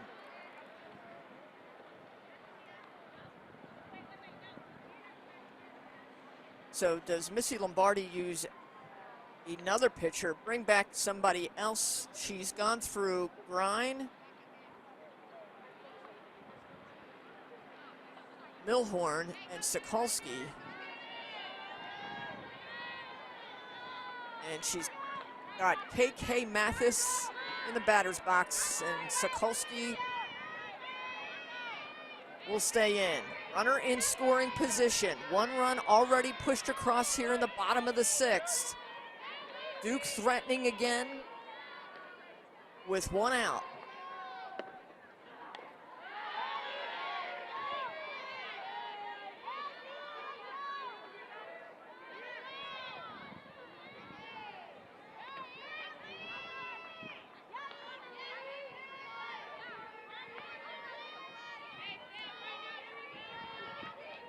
KK Mathis, the James Madison transfer, trying to make something happen. Put the ball in play, move the runner.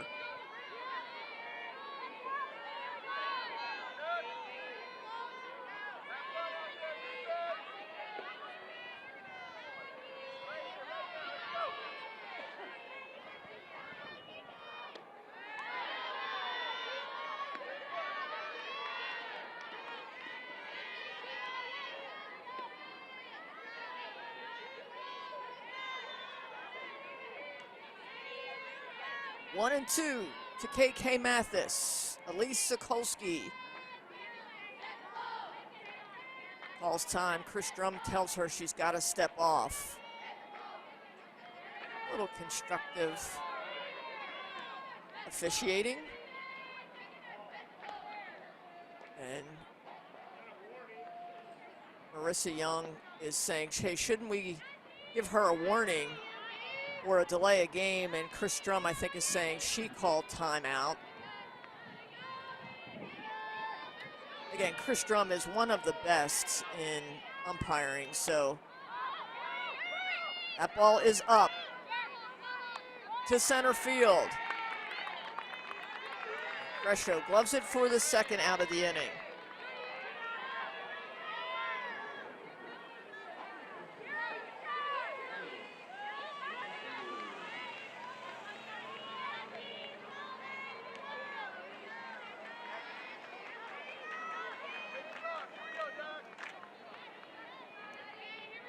Adeline Matthews, 1 for 2 on the day. Freshman batting .500. Good pitch. Strike called. Sokolski trying to get out in front.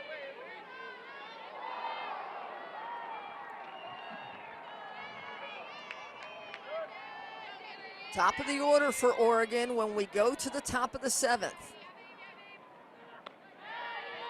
Duke would love to get another one.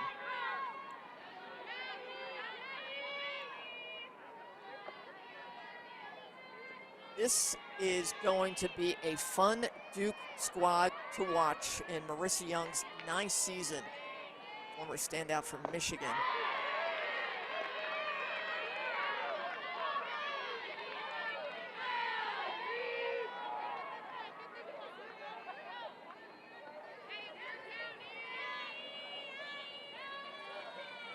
One and two to Matthews.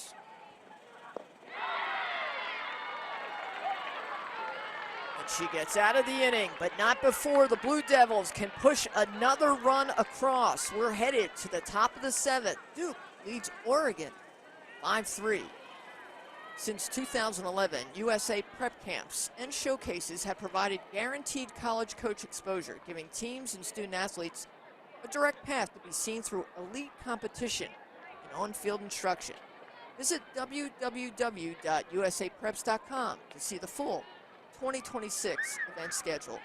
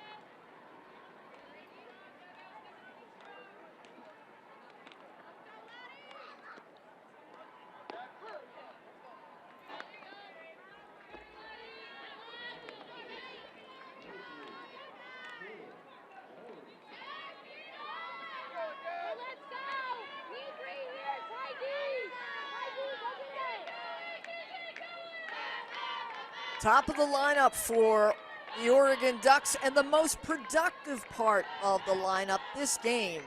Caitlin Jones set to lead it off to face Larissa Jaquez. Jaquez came in relief for Mallory Wheeler and has done a fantastic job. She's pitched 3.2 innings, giving up 3 hits, no runs.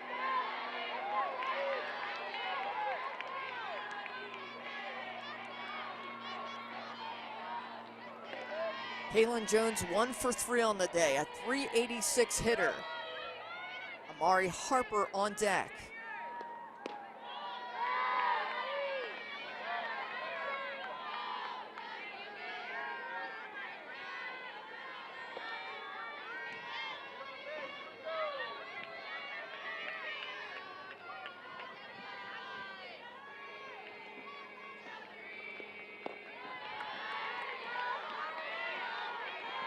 Three and one.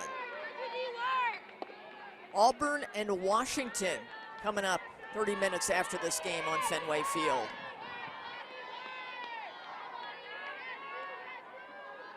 But we've got a great one here. 3-1, ball 4. And that is not the person you wanted to put on base if you're Larissa Jaquez. Kaylin Jones has a lot of foot speed.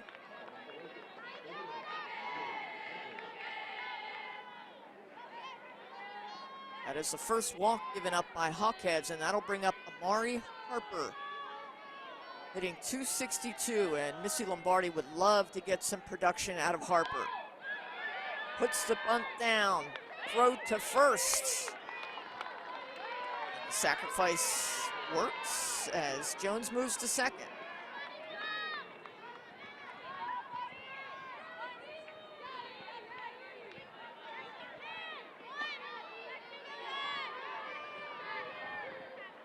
And the most productive hitter for the Mary Nutter steps in. Elon Butler. 1 for 2 on the day, batting .333. Ball gets away, and now Jones is 60 feet away from scoring the 4th run for the Ducks.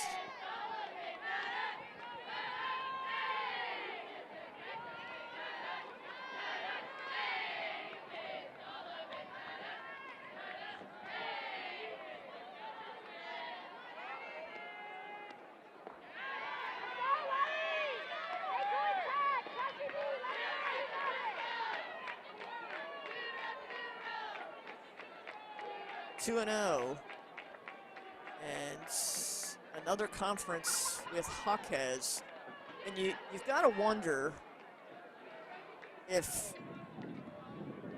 they're pitching Butler so careful because of how potent she is as a hitter. We've seen Hawkheads keeping the ball low in the zone, trying to get a ground ball or out of the zone, hoping to get Butler fishing. But right now it's a 2-0 count. I'm not sure they're going to give her anything too good to drive, and instead face Emma Cox on deck, who's 1 for 3 on the day. It's a 3-0 count.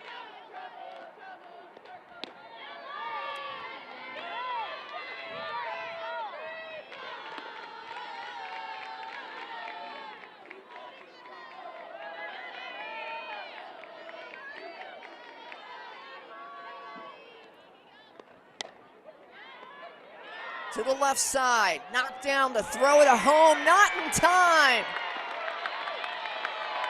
5-4 ball game.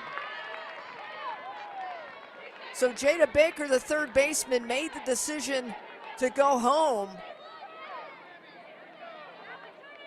And Kaylin Jones has a lot of foot speed and beats the throw, which was off the mark.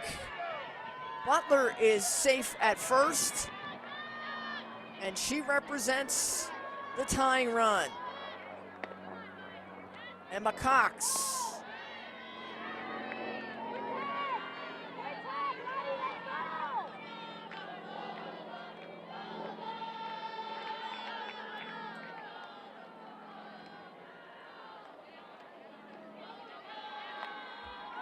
And it looks like we're going to have a pitching change now. They're seeing that Hawkheads out of the zone with their last couple pitches, and and wants to give Oregon a new look. With a 5-4 ball game and the tying run aboard, a new pitcher will come in for the Duke Blue Devils. So a great job by Hawkes.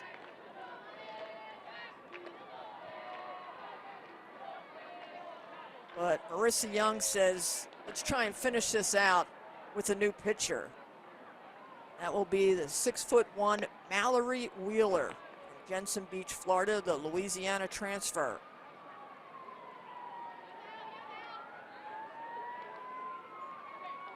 You'll remember Mallory Wheeler started this game.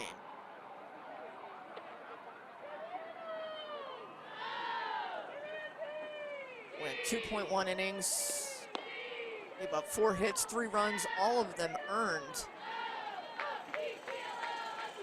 So Hawkes comes out, Wheeler back in.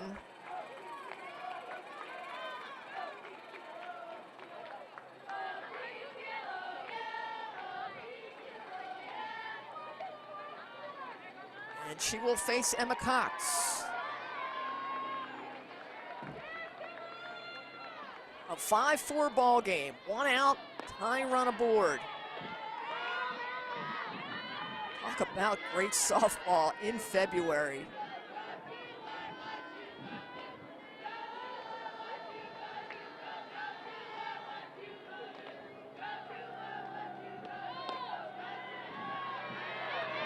Going away.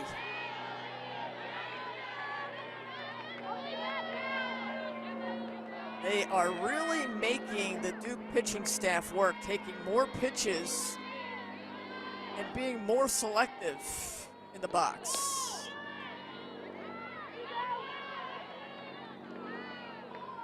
Three and one.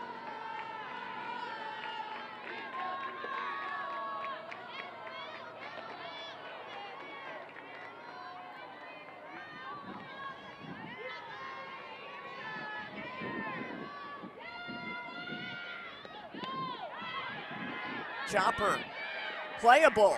It's going to be a foot race. And they call her out. And the Oregon coaching staff is saying first baseman was pulled off.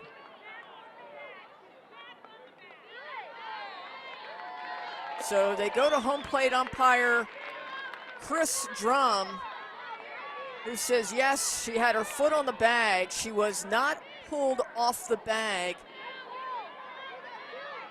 on the catch. And so that is out number 2 with the runner in scoring position for Bracy Rosa. Wow.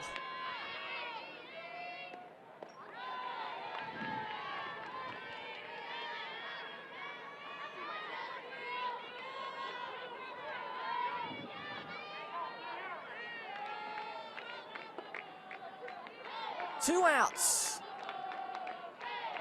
Tying run at second.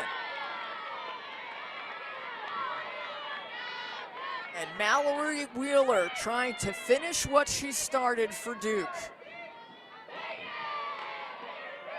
The Louisiana transfer, 1-1 to Bracy Rosa.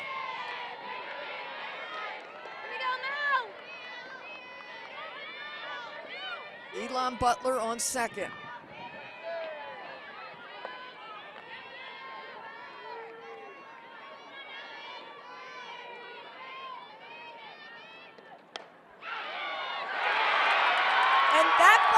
Through. We got a tie ball game. RBI Bracy Rosa. It is 5-5 here in the top of the 7th.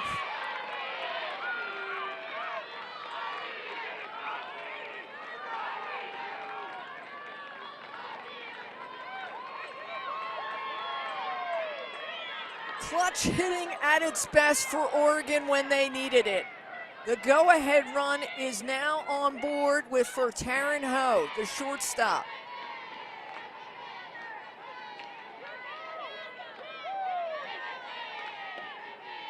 See if we get a pitch runner. Looks like we will for Oregon.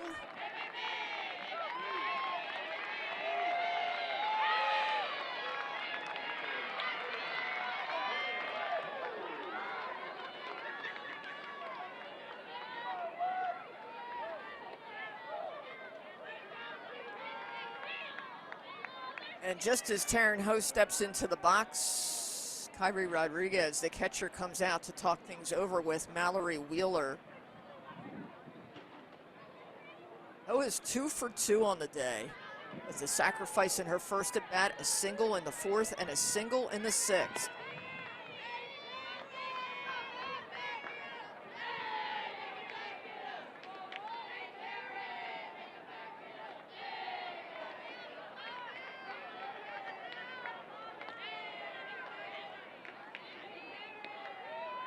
Reagan Legg is your pinch runner at second.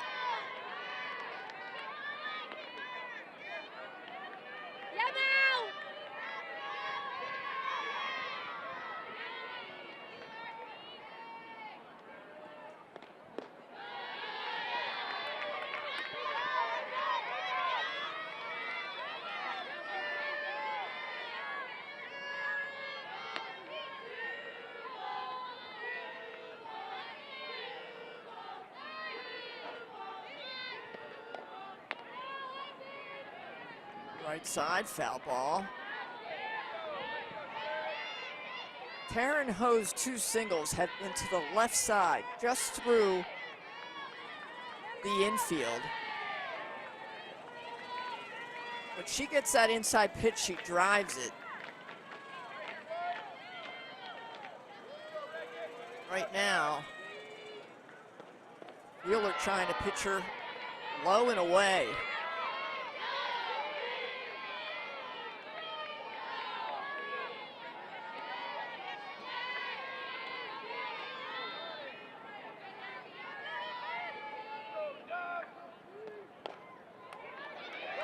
Zone to the left side. It gets through. They're going to send the runner. The throw, not in time. Oregon goes ahead 6-5, and they tag Ho for the final out. RBI Taryn Ho to put the Ducks on top 6-5 here as we move to the bottom of the 7th.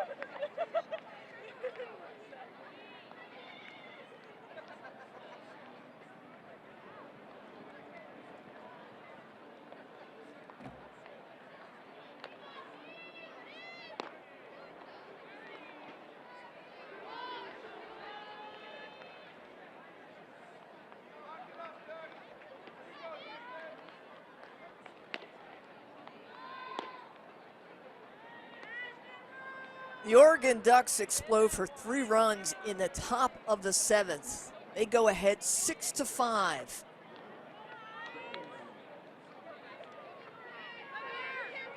Duke set to bring up the top of their order here in the bottom of the 7th.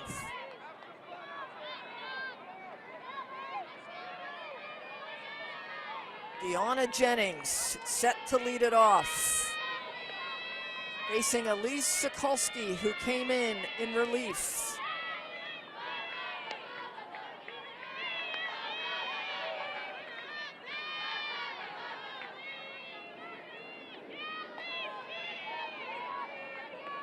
This has been a back and forth game all day. Rise ball gets Jennings swinging. Jennings, the hottest hitter for this Duke lineup, 3 for 3, hitting a sizzling .538.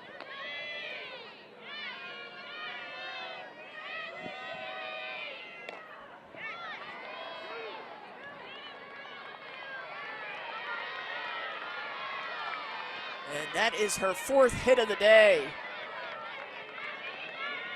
The tying run aboard for the Duke Blue Devils.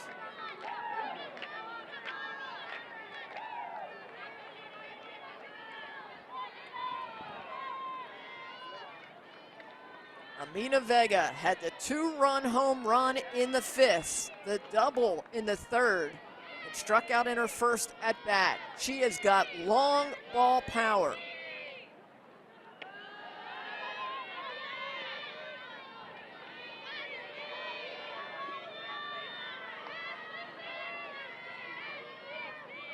But you've got to love, if you are a softball fan, either for Oregon or Duke, the talent that we have seen here in early February.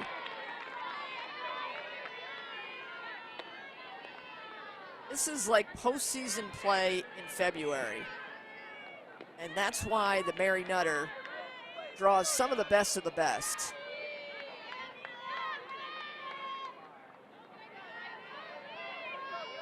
One count to Amina Vega. Sokolski fouls that back.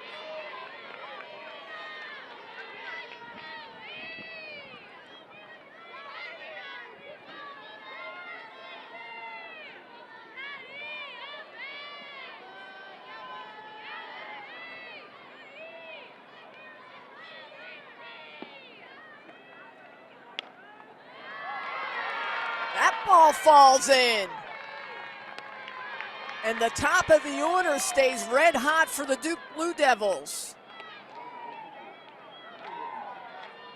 Back-to-back hits.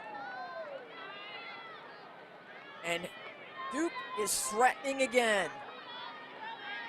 It is the top part of this lineup for Duke that has been setting the table all game long.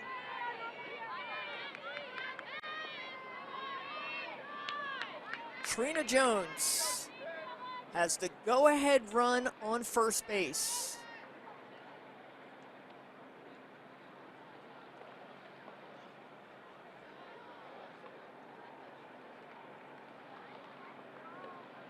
Looks like there's going to be a Missy Lombardi conference in the circle and perhaps making a change, as she's informed Chris Drum, the home plate umpire. Well, they started with Lindsey Grine, then they went to Maddie Milhorn, and then Elise Sokolski. You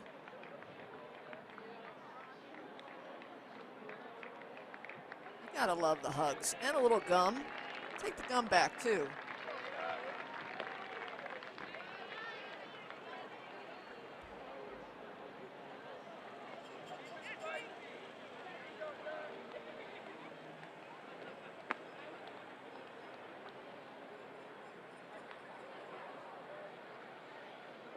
Taylor Spencer, number 19.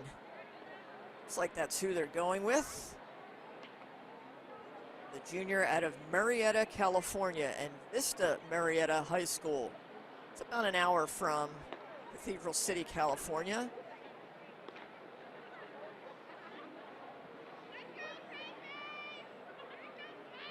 Spencer comes in with a record of 2-2, a 4.06 ERA.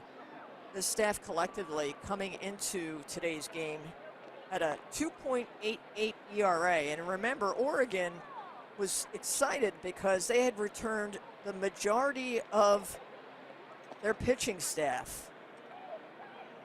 They ranked in the top 3 in the Big Ten and top 20 nationally in strikeouts per 7 innings at 7.6 and shutouts with 14. They returned 93% of their innings pitched 2025 and 91% of their strikeouts and 94% of their wins. A lot of that was Grine, but this is the 4th pitcher of 4 that the Oregon Ducks have used. And Missy Lombardi wants another look from another pitcher.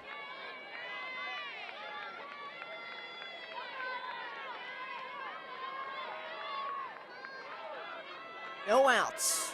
Runners on first and second. The go-ahead run is on first. And the number 3 hitter And Trina Jones steps in to face Taylor Spencer.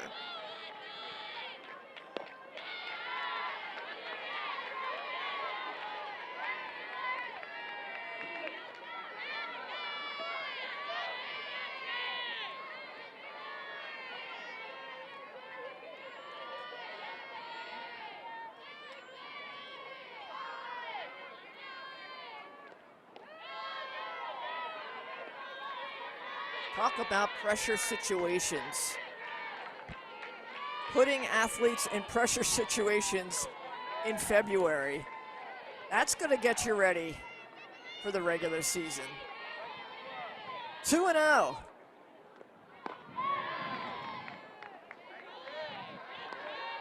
And the Cox thought about it.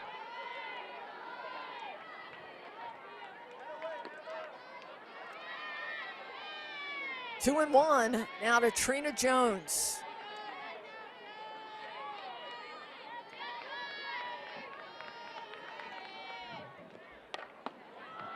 To the left side. That goes through, and bases are loaded with Blue Devils.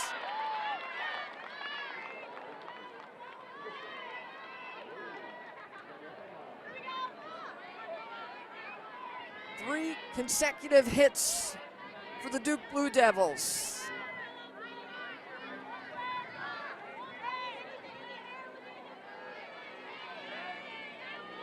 And sophomore Layla Lamar. The number 4 hitter for Duke, set to take on Taylor Spencer. Transfer from Florida, made 16 appearances in 2025 and hit .235. 0-1.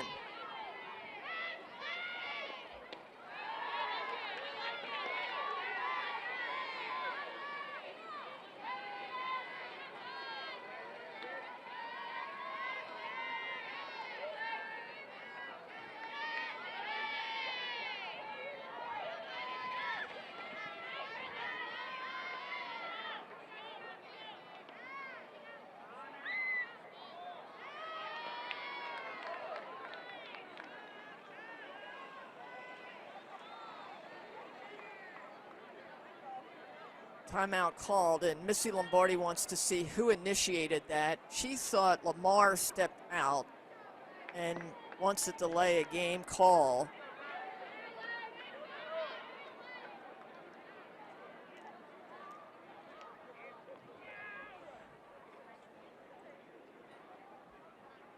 And while she's having that conversation with the home plate umpire, Chris Drum, brings something out for Taylor Spencer. 1-1 count, bases loaded, no outs. Bottom of the 7th. Lamar fouls that off.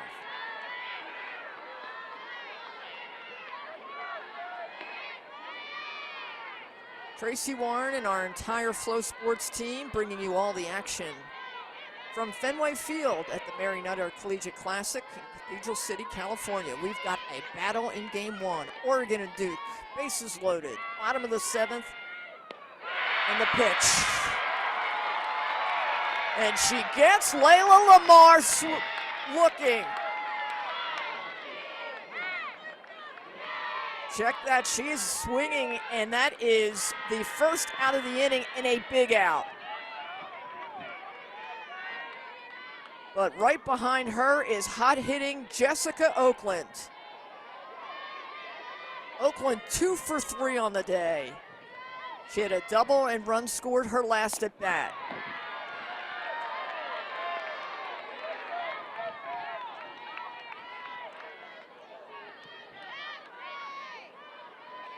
Layla Lamar, the late swing. And now Oakland trying to pick her up with the bases loaded. Oakland to the outfield. That ball is in. 1 run will score, and we got a tie ball game. RBI for Jessica Oakland. Scores Jennings, and it's 6-6 in the bottom of the 7th, and the bases are still loaded.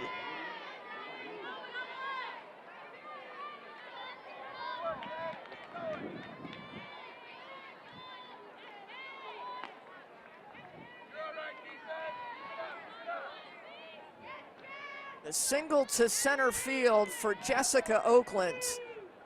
And the Duke Blue Devils have no quit in them.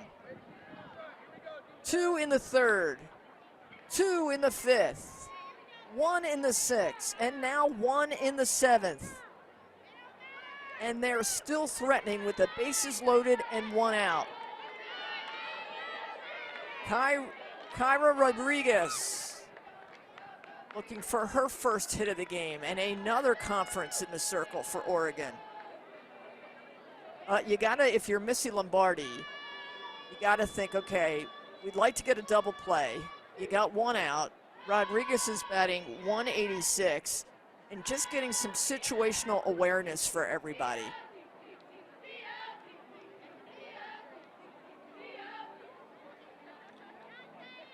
Emma Cox high fives, Taylor Spencer.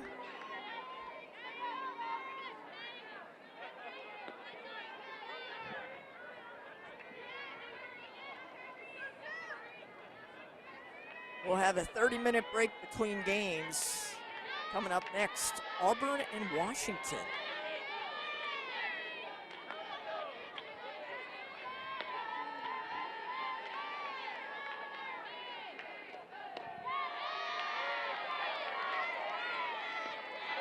Ball 1 to Rodriguez.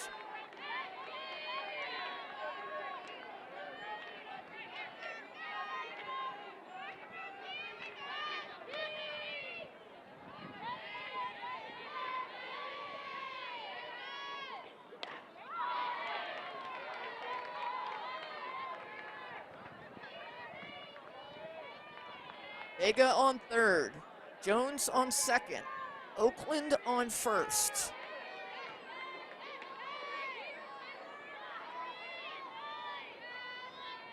Duke trying to come from behind to win this ball game.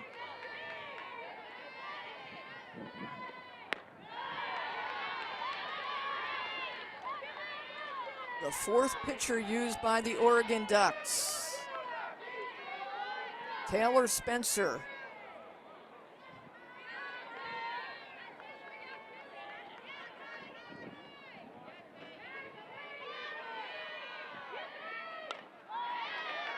Fouls that back.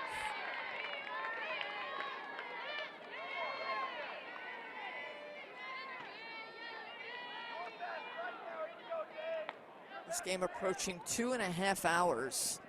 Just lets you know how much scoring has gone on with both of these teams.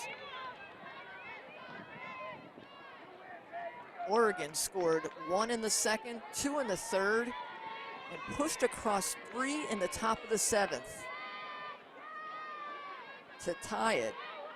But to go ahead, Duke ties it and now has a chance for the go-ahead. To the left side, the throw to home for 1, back to 3rd. Double play! Wow!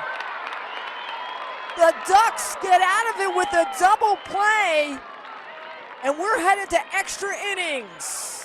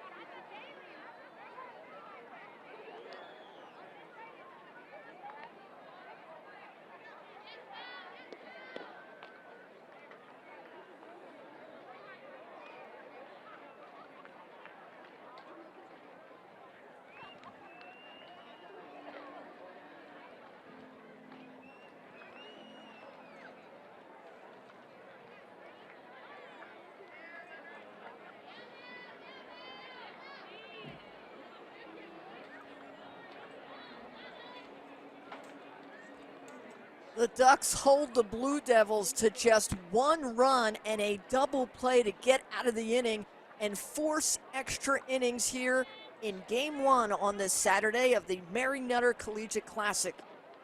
Tracy Warren and our entire Flow Sports crew, it has been a playoff caliber type game between Duke and Oregon in a battle between the Big Ten and the ACC. Back and forth they've gone. Oregon captured the lead. Duke fought back and tied it and had the chance to go ahead in the bottom of the 7th, but couldn't push another run across.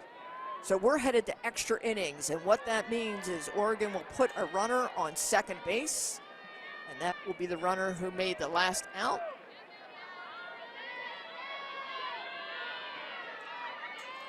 And Taryn Ho is on second. So Riley McCoy is up.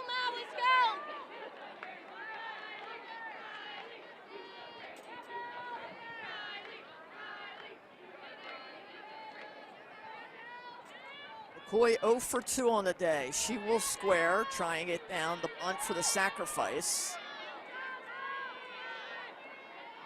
Boy, the adrenaline rush for both of these teams. What a 7th inning that was. 3 pushed across for Oregon, 1 pushed across for Duke, and back and forth we go.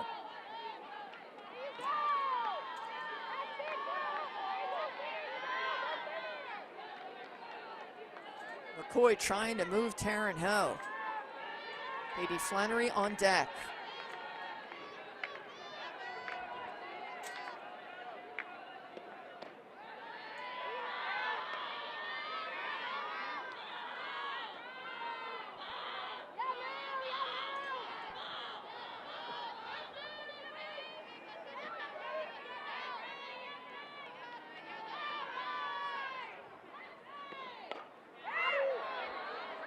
To the right side. O is going to tag, and she will take third.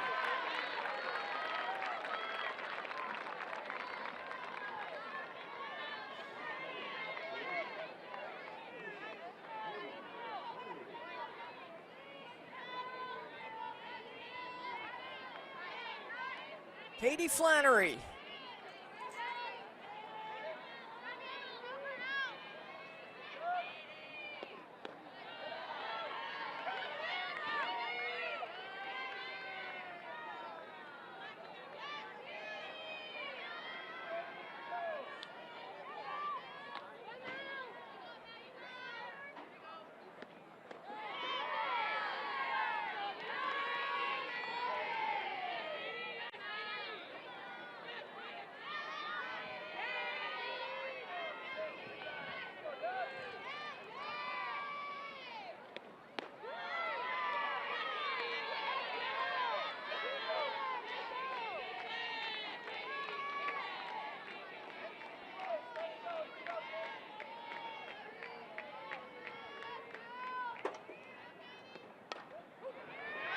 To the left side, and that will score Ho. 7-6 ball game here in the top of the 8th. RBI, Katie Flannery.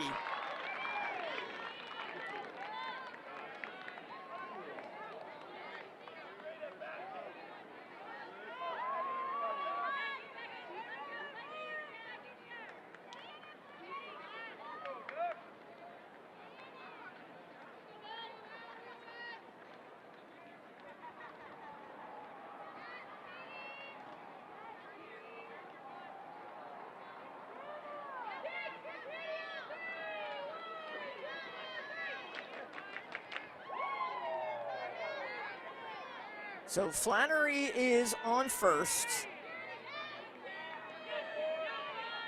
Elise Crescio steps in.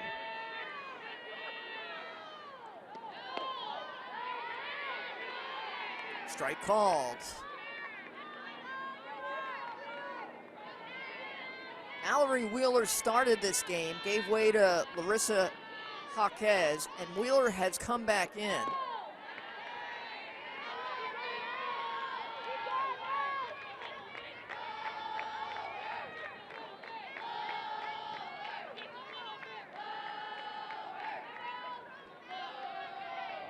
Transfer from Louisiana, trying to get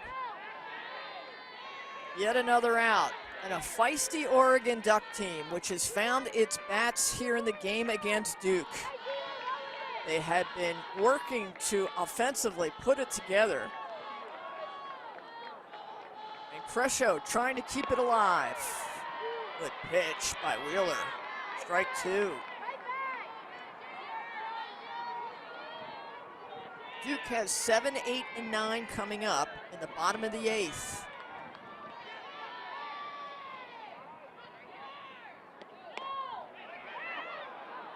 That ball is to shortstop and caught by Trina Jones. For out number 2. Top of the order.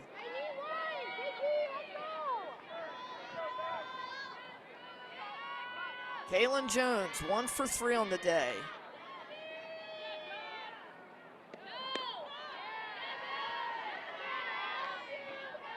Love these leadoff hitters for both Duke and Oregon. They've been effective. Deanna Jennings, of course, for Duke. Just sensational this game. 4 for 4. Jones 1 for 3.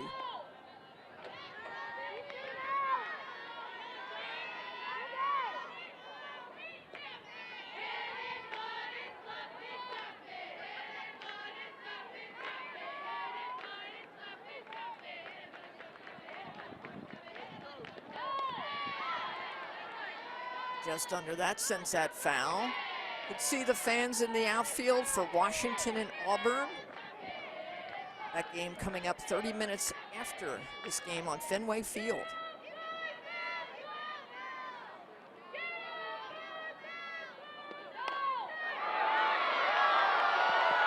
That ball is through and to the fence. Extra bases for Oregon.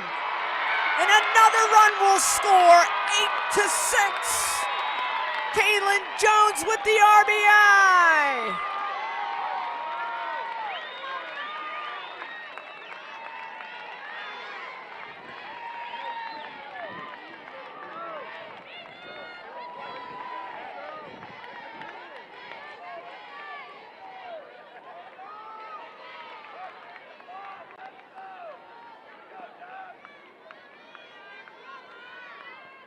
And that will bring up Amari Harper.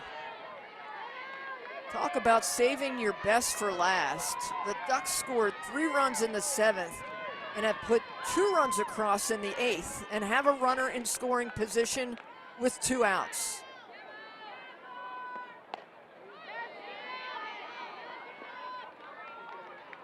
Side out swing, foul ball.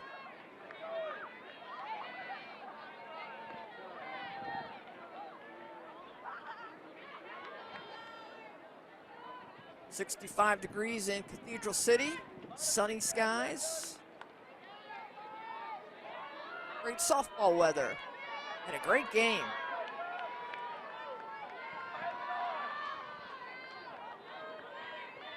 Amari Harper with Jones on second. Fouls that back.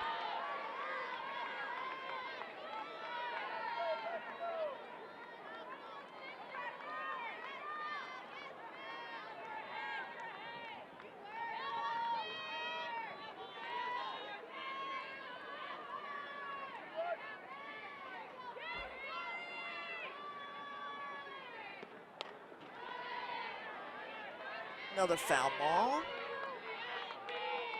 As you see, the stands are almost full here. This game is getting a lot of attention from a lot of fans. As the Washington Husky fans start to fill in, see them in their purple.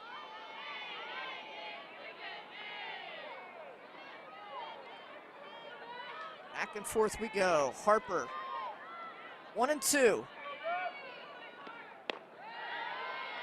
Outside. Well, Duke is going to have to push across 2, if not 3, in the bottom of the 8th. But I'll tell you, they have been on fire here in the later part of the innings. Foul ball.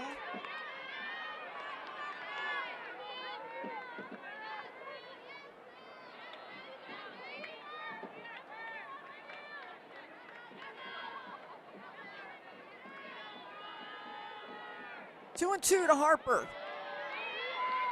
Just inside. Full count.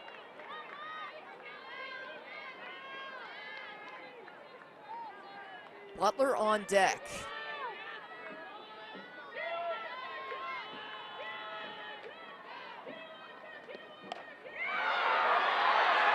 That ball is hit well. It is out of here!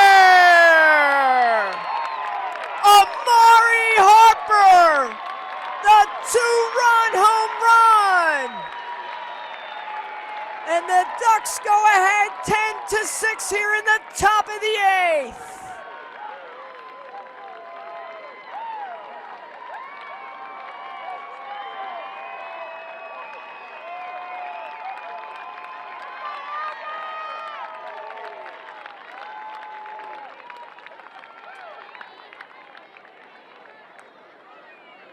Four runs scored for the Oregon Ducks here in the 8th inning.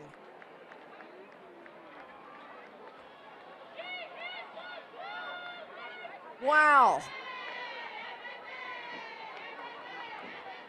Missy Lombardi had been talking about her team leaving runners stranded, talking about her team losing the game to Stanford in an earlier tournament. And she said in the Cardinal Classic, we should have beat Stanford even though we went 3-1. She thought the offense needed to come alive, and boy, they have responded in this game against Duke. Duke will go with yet another pitcher, Ava Bradshaw, number 6, the redshirt freshman out of South Lyon, Michigan, and South Lyon High School will now take the circle.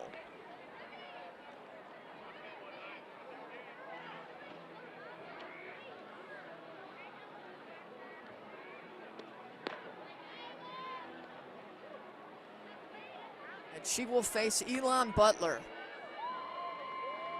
who is 2 for 3 on the day. The theatrics by the Oregon Ducks. Their fans love them. They travel coast to coast to watch this team, which made it to the College World Series last year. They have one of the best pitching staffs in the nation. And now their bats have come alive, pushing across 4 runs in this 8th inning. This is the 3rd pitcher they will see in Ava Bradshaw for Duke.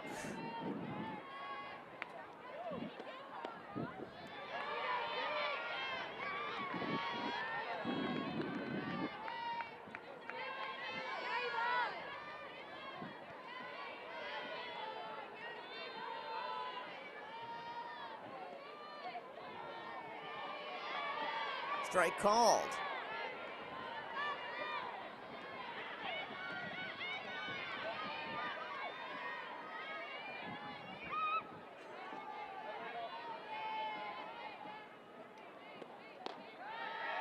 Ball low in the zone. 2-1.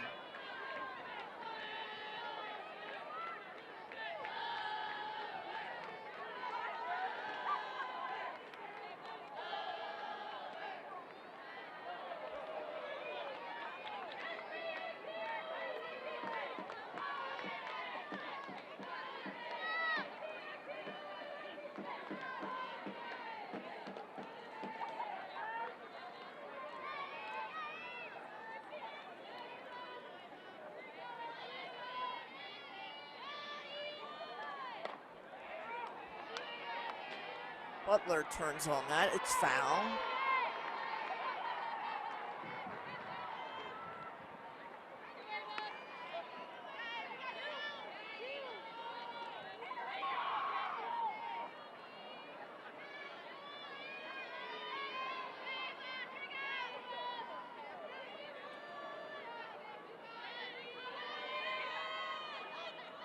The 3-2 pitch. Side, drives that foul.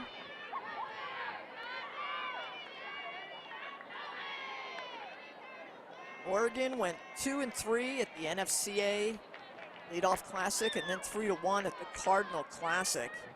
And came into the Mary Nutter losing to Auburn, winning to Texas A&M. to South Carolina, and Butler kicks up the hit barrage.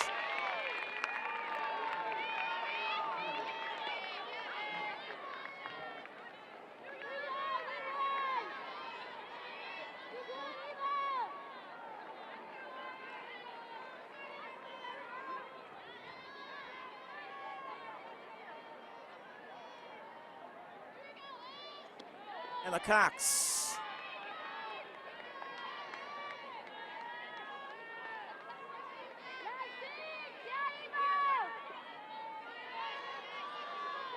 The top part of the Oregon lineup is 6 for 12. And that has been the difference in this game. Yesterday, Oregon upset by Cal State Fullerton 7-3. And their bats just couldn't get it going, stranding runners. And you got to think Missy Lombardi, who says, look, I want them to live in the moment, but I don't want them to press. Be intentional, but enjoy the present. She spoke to her team and said, let's enjoy the moment. And they are enjoying the 8th inning, pushing 4 runs across.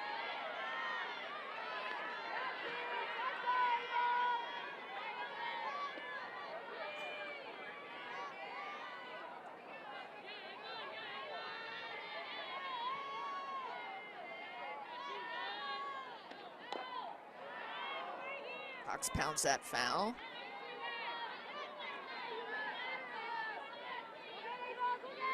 These are the types of games you see in May during the NCAA tournament or conference postseason play. The back and forth, using 3 or 4 pitchers. The long ball.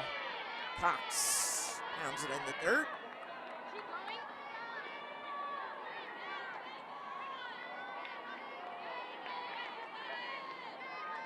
All but 2 hitters in the Oregon lineup have hits,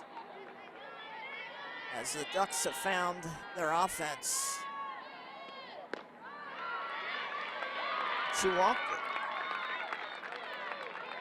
Runners at first and second here in the top of the 8th.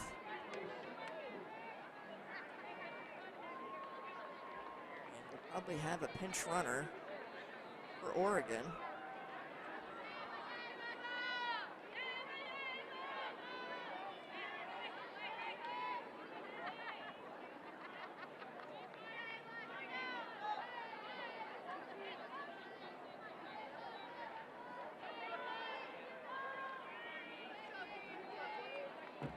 Gracie Rosa steps in. Probably a re-entry for Rosa.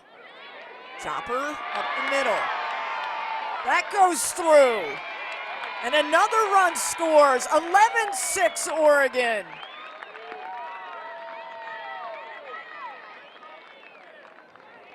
So Rosa's seeing eye single scores Butler. And the Ducks have runners at first and second. 5 runs scored in this 8th inning for Oregon.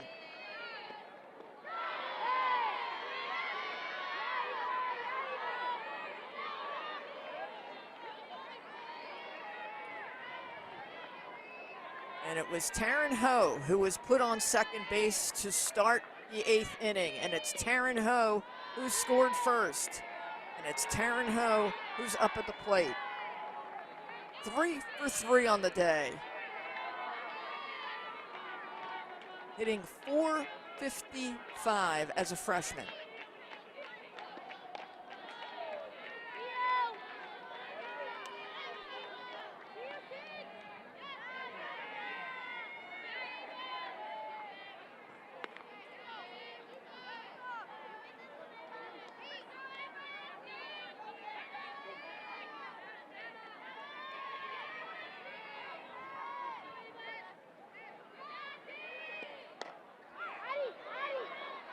To the right side, and that is gloved for the 3rd out of the inning. But Oregon takes a commanding lead, 11-6 as we move to the bottom of the 8th.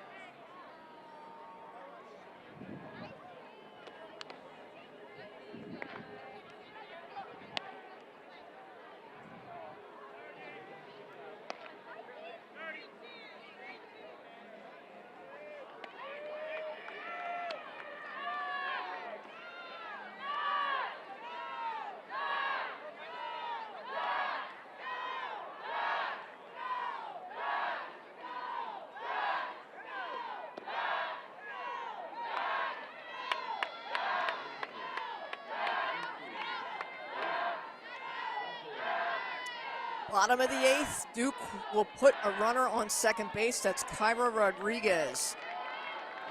7, 8, and 9 due up here in the bottom of the 8th. Jayla Stafford will step in.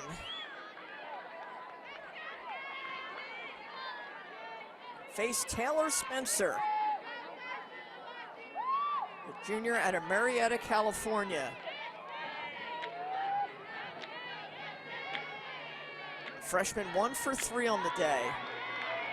Off speed, strike 1.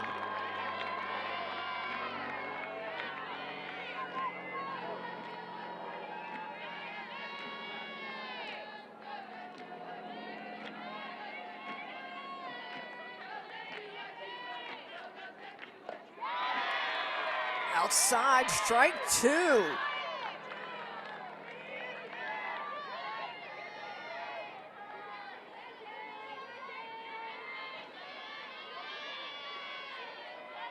Eleven to 6.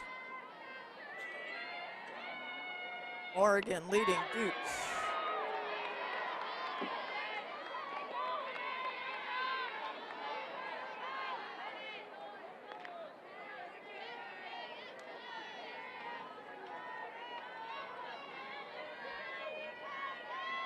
Spencer gets the signal, looks in.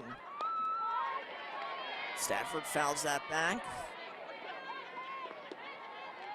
This game continuing to get a lot of attention here on Fenway Field.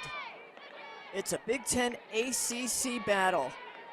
The two teams that went to the postseason last year, and they have been back and forth all game. Oregon scores 8 runs collectively in the 7th and 8th inning. And Duke is trying to claw back, but Taylor Spencer gets Jayla Stafford for the first out of the inning.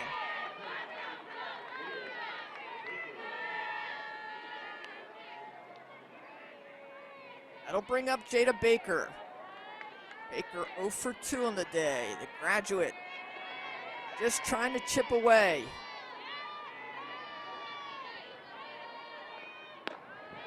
These two teams like to leave all the scoring to the latter innings.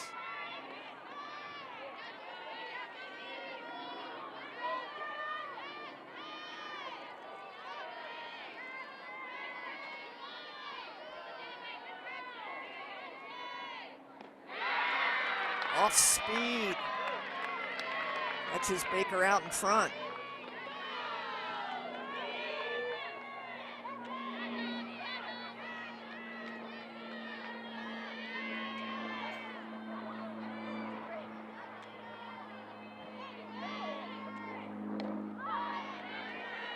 Ball up and out of play.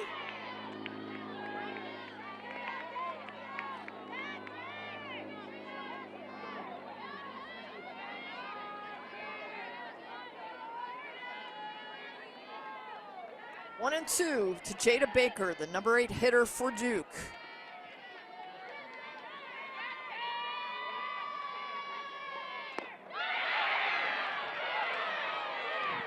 Did she go? She did not.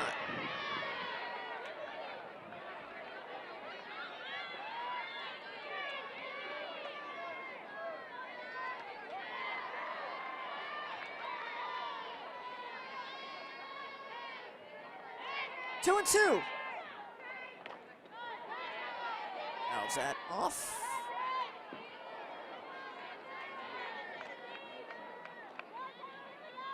Coming up next, Auburn will take on Washington, and then immediately after that game, Auburn will take on Cal State Fullerton. Cal State Fullerton upset Oregon 7-3 yesterday. Later tonight, LMU faces Utah and CBU faces Utah. Chris Hooks will have those later games, all at Fenway Field at the Mary Nutter Collegiate Classic.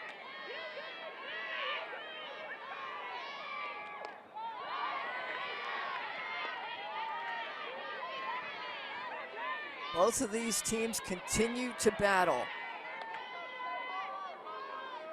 The fourth pitcher for Oregon. And it's Taylor Spencer trying to close it out.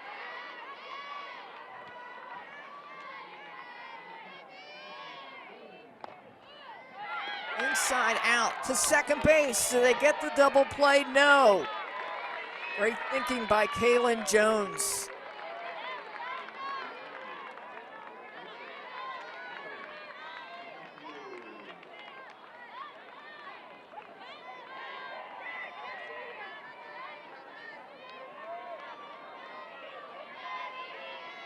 Adeline Matthews has a single and a run scored. She's 1 for 3 on the day.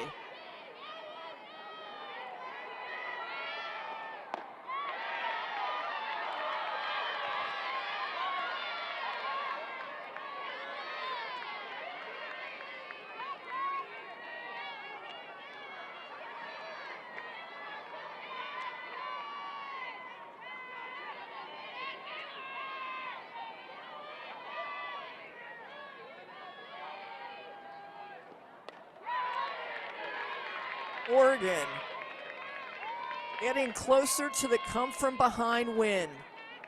They exploded for 3 runs in the 7th to tie it, 5 runs in the 8th to go ahead 11-6, using 4 pitchers.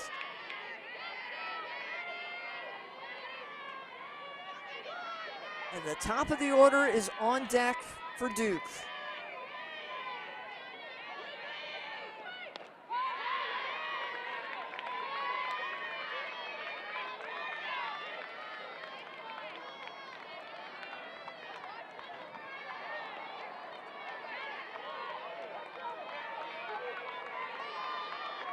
One and two.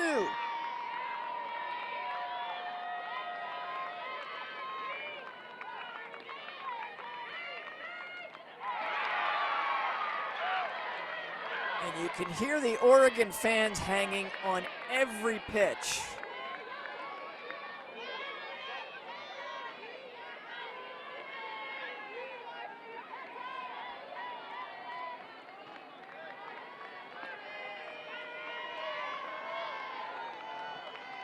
The 1-2 pitch to Matthews.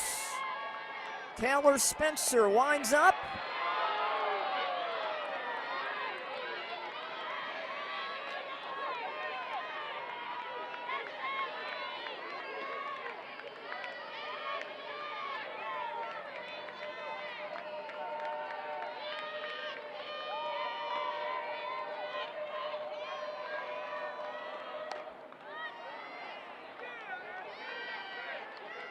And that's a fair ball. 1 run will score, and the RBI by Adeline Matthews. Duke is not done yet.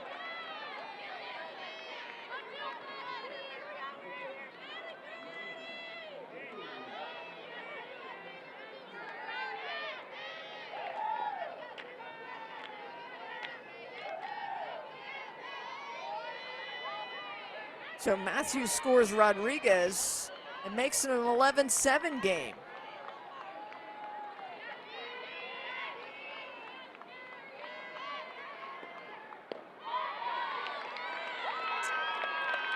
An upset here at the Mary Nutter as Long Beach beats Oklahoma 6-4.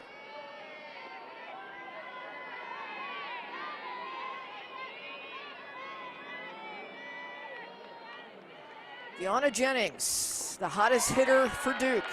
4 for 4, 547 average. Do they have more life? With 2 outs and a runner on second.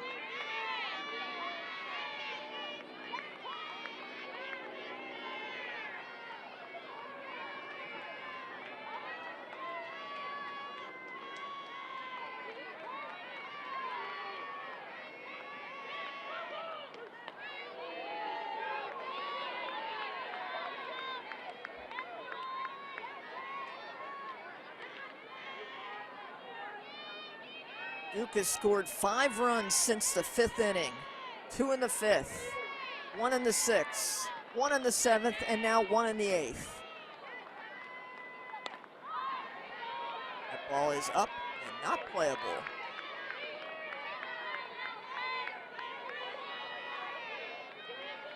This is a battle for the ages, and it brings excitement if you're a Duke fan or an Oregon fan of the quality of softball you are going to see throughout the season. Duke continues to fight. Jennings, the 1-2 pitch. Outside. Matthews taking a big lead at second, and they know Emma Cox will throw.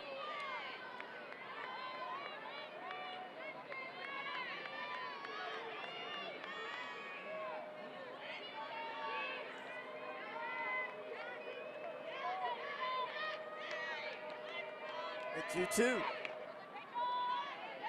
Foul ball. This game is approaching 3 hours. Let you know how much scoring has gone on, the back and forth, the pitching changes. 4 pitchers for Oregon. 3 different pitchers for Duke.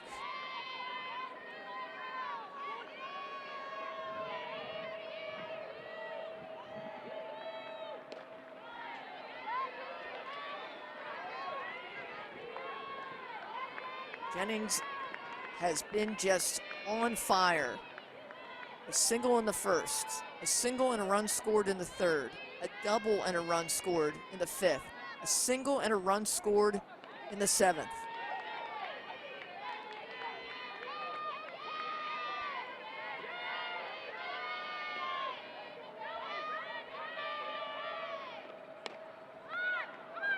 They go off speed. That is out of the infield, and another run will score, 11-8. And Jennings gets it done again.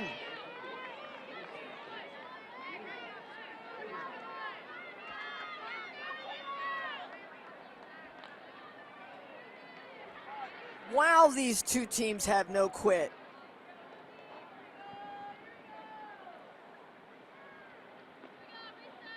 Jennings comes up hobbling at second on the throw in. You could see the funky slide.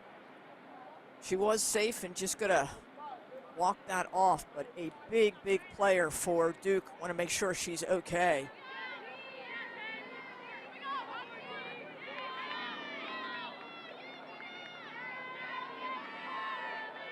And slowly, Duke is climbing back into this game.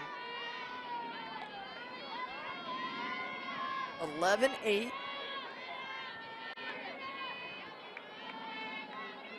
And Amina Vega, a 528 hitter who's 3 for 4 on the day, is up at the plate. She had the 2-run home run in the 5th inning, a single in the 7th, a double in the 3rd.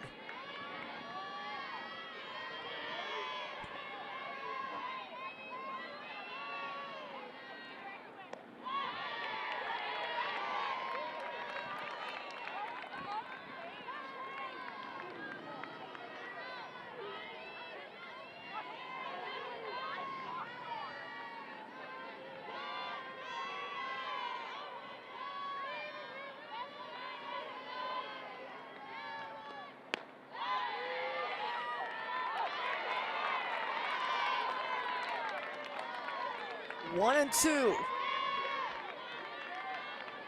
That scoreboard says 2-0, so our score count is wrong. 2 outs.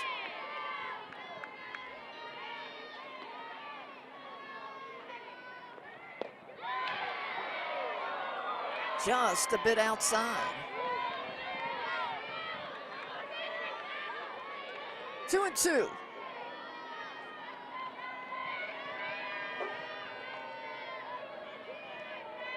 Amina Vega trying to extend it for Duke.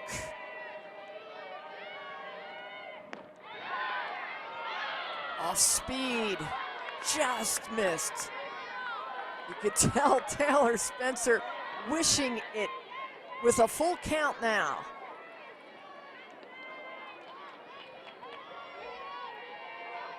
Both of these teams hitting better than 400 in this game.